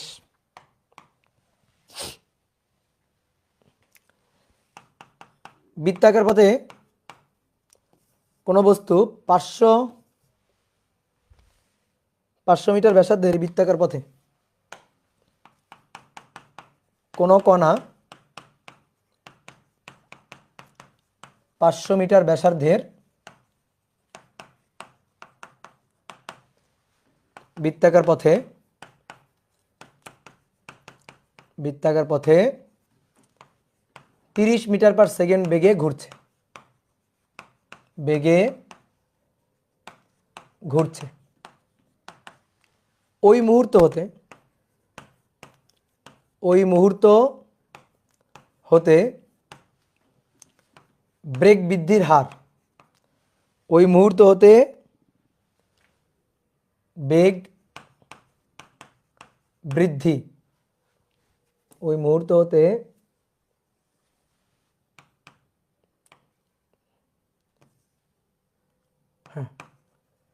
বেগ বৃদ্ধি হার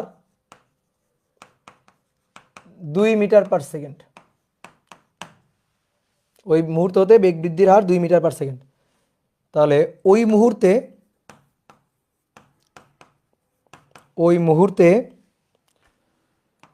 কার্যকর ত্বরণ, কার্যকর রৈখিক ত্বরণ,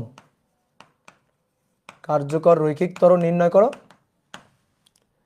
আর 10 সেকেন্ড পর, 10 সেকেন্ড পর কার্যকর ত্বরণ নির্ণয় করো, কার্যকর রৈখিক ত্বরণ নির্ণয় করো, রৈখিক ত্বরণ নির্ণয় করো। তাহলে কি কি দেওয়া আছে আসলে একটু ফিল করি, বুঝি। বৃত্তাকার পথে একটা বস্তু ঘুরছে, একটা বস্তু বৃত্তাকার পথে ঘুরছে। তো কি কি দেওয়া আছে, বলা আছে কোন একটা মুহূর্তে এত বেগে ঘুরছে। তাহলে এত বেগে 30 মিটার পার সেকেন্ড বেগে ঘুরছে কোন একটা মুহূর্তে, ঠিক আছে, এটা আদি মুহূর্ত, আদি। আর বৃত্তাকার পথের ব্যাসার্ধ কত, ব্যাসার্ধের মান আর, আর এর মান 500 মিটার, আর এর মান 500 মিটার। এইবার সবাই বোর্ডে থাকো, এইবার সবাই বোর্ডে থাকো। কোন একটা বস্তু এই ব্যাসার্ধে বৃত্তাকার পথে ঘুরছে, কোন একটা মুহূর্তে তার বেগ হচ্ছে এইটা, তাহলে আদি মুহূর্ত ধরলাম। এবার বলতেছে ওই মুহূর্ততে বেগ বৃদ্ধি হার এত মিটার পার সেকেন্ড, বেগ বৃদ্ধি হার। তাহলে বেগ বৃদ্ধির হার, হার হচ্ছে মানে বেগ বৃদ্ধি এত মিটার পার সেকেন্ড হারে বেগ বৃদ্ধি পাচ্ছে, এত মিটার পার সেকেন্ড এই হারে বেগ বৃদ্ধি পাচ্ছে। তো এটা কিন্তু আসলে ত্বরণ, বেগ না, কিন্তু একক দেখে ভাববা না যে এটা বেগ, ওটা হচ্ছে বেগের বৃদ্ধির হার প্রত্যেক সেকেন্ডে হচ্ছে 2 মিটার পার সেকেন্ড। তাহলে 2 মিটার পার সেকেন্ড স্কয়ার, এটা কোণ এ, এটা কোণ এ, বলো তো কোণ এ, এটি, এসি আর এ নিট কোনটা, এটি, এটি এটা হচ্ছে বেগ বৃদ্ধির হার, এটি এটা ট্যানজেনশিয়াল এক্সেলারেশন এটা। এবার অনেক বলছে ভাই এ হইল না কেন, ভাই দেখো একটু এই লাইনটা পড়ো, ওই মুহূর্তে কার্যকর রৈখিক ত্বরণ কত। তো কার্যকর রৈখিক ত্বরণ চাইছে, তো তোমাকে কি রৈখিক ত্বরণ দিয়ে দিছে, তো দিয়ে দিয়ে আবার কেন চাইবে। তাহলে কার্যকর রৈখিক ত্বরণ বের করতে হবে, মানে এ নিট বের করতে হবে, এ নিটটা বের করতে হবে। হ্যাঁ, কার্যকর রৈখিক ত্বরণ এ নিট বের করতে হবে এই দুইটা সময়, একটা হচ্ছে আদিতে আর একটা হচ্ছে 10 সেকেন্ড পরে। তাহলে অবশ্যই বেগ বৃদ্ধির হার 2 মিটার পার সেকেন্ড, যেহেতু এটা দেওয়া আছে তাহলে ওইটা আসলে এটি। তাহলে এটি দেওয়া আছে, আর দেওয়া আছে 30 মিটার পার সেকেন্ড দেওয়া আছে। তাহলে আমাদের বলছে ওই মুহূর্তে কার্যকর রৈখিক ত্বরণ কত, আর 10 সেকেন্ড পর কার্যকর রৈখিক ত্বরণ কত। আসো কার্যকর রৈখিক ত্বরণ, তাহলে 1 নম্বর ওই মুহূর্তে এ নিট, ওই মুহূর্ত মানে বেগ যখন 30 মিটার পার সেকেন্ড, তাহলে এ নিট এটা হচ্ছে √এসি স্কয়ার প্লাস এটি স্কয়ার। তাহলে সবাই লেখা বাদ দিয়ে বোর্ডে থাকো, এসি এটা equal to V square by R, V square by R, আর এটি ইকুয়াল টু মান তো গিভেন, এটি এর মান তো গিভেন। তাহলে দেখো ভালো করে শোনো, √ভি ওই মুহূর্তে, ওই মুহূর্তে তার বেগ তো 30, তাহলে 30 এর বর্গ, খুবই সহজ ম্যাথ, এটা 500 আর এটি এর মান তো 2, 2 এর স্কয়ার, শেষ, মানগুলো বসাই দিলে হয়ে গেল। তাহলে 30 এর স্কয়ার ভাগ 500 প্লাস 2 এর বর্গ 4, √ অ্যান্সার কত আসছে 2 পয়েন্ট। কেউ করো নাই, এসি এর উপর স্কয়ার হবে, এসি এর উপর, ও আচ্ছা সরি সরি সরি সরি, হ্যাঁ সরি। তাহলে তো 30 এর স্কয়ার ভাগ 500 তার স্কয়ার প্লাস 4 √ অ্যান্সার। তাহলে 2.69, 2.6907 এত মিটার পার সেকেন্ড স্কয়ার। দেখো এটা আসছে, হ্যাঁ গুড, ভেরি গুড। এবার আসো 2 নম্বর, 2 নম্বর বলতেছে কতক্ষণ পর, 10 সেকেন্ড পর কার্যকর রৈখিক ত্বরণ। একই জিনিস করব, কিন্তু 10 সেকেন্ড পর এটি এর মান যা থাকে তাই 2, এটা তো সেম কনস্ট্যান্ট, এটি এর মান 2, তারপরে আর এর মান, আর এর মান 500, তাহলে চেঞ্জ হবে কি ভি এর মান, চেঞ্জ হবে কার মান, ভি এর মান। তাহলে 10 সেকেন্ড পর আগে ভি বের করবা, 10 সেকেন্ড পর ভিটা বের করবা, ভি। তো V equal to U plus A T, এটি আর এই এ মানে এটি। তো ইউ হচ্ছে 0, কেন, ও সরি ইউ কিন্তু 0 না এবার, হ্যাঁ এটাই কাহিনী, ইউ কিন্তু 0 না। তাহলে 10 সেকেন্ড আগে মানে আদিতে তার ইউ ছিল, এই যে আদি বেগ ইউ, ঠিক আছে, এই যে আদি বেগ, আদি বেগ 30, তাহলে এটা 30 আর এটি এর মান হচ্ছে 2 গুণ 10, তার মানে 50। এই বুঝছো কিনা বলো, 50 মিটার পার সেকেন্ড, বলো বুঝছো কিনা, ভি 50, হ্যাঁ ইউ 30, ইউ কিন্তু 0 না। তাহলে ভি এর মান পাইলা, ওকে শেষ, ম্যাথ শেষ। তাহলে এ নিট √ আবার এসি স্কয়ার এটি স্কয়ার, শেষ। তাহলে √ ভি স্কয়ার বাই আর তার স্কোয়ার, এটি এর মান তার স্কোয়ার। তাহলে √50/50 square divided by 500 square to square. খিদা লাগে গেল রে, হেভি ক্ষুধা লাগছে। এখন গিয়ে খালি প্লেট নিয়ে বসবো। √29 5.385 এত metre per second square.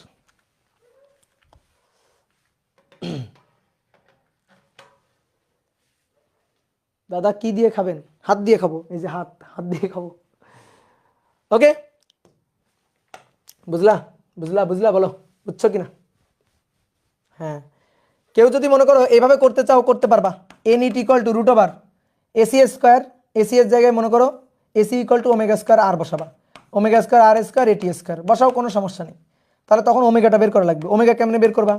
Omega হচ্ছে ω0 প্লাস আলফা টি। তো এত কাহিনীর দরকার নেই, বের করতে পারবা তুমি। এটি জানো, আলফা বের করতে পারবা। এই যে এটি, এই এ আলফা ইকুয়াল টু আলফা বের করবা, এই এটি ইকুয়াল টু আর আলফা, এই সূত্র দিয়ে। ঠিক আছে, তারপরে ω0 কীভাবে বের করবা? V equal to omega R, omega equal to V by R, তাহলে এটা হবে ইউ/আর। ওই যে ইউ, এটা ইউ, এটা আদিবেগ ইউ/আর। তারপরে এটা পাবা কিভাবে? এটা হচ্ছে ভি/আর। তো এটা তার, তুমি তো আর ভি বের করতেছো না, তুমি এটা বের করবা। তো এই যে এইভাবে বের করতে পারো, সমস্যা নেই। এভাবে বের করে নিয়ে এখানে বসাবা, একই রেজাল্ট পাবা, একই রেজাল্ট পাবা, কোনো সমস্যা নেই। ঠিক আছে, কৌণিক গতির ম্যাথ দিলে ভালো হতো। প্র্যাকটিস শিট থেকে কৌণিক গতির ম্যাথ করবা। দাঁড়াও, কই গেল আমার ফোনটা? এই আমার ফোন কই? কে নিলা বলো? আমার ফোনটা কই গেল?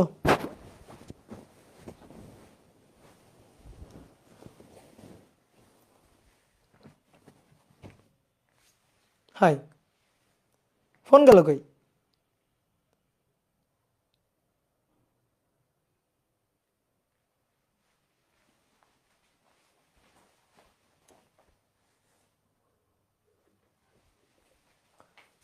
কই রাখলাম ফোনটা? এই ফোন পাচ্ছি না তো। দাঁড়াও, ফোন খুঁজে নিই, তারপরের দিন হোমওয়ার্ক দিয়ে দিব না। থাক, আজকে থাক।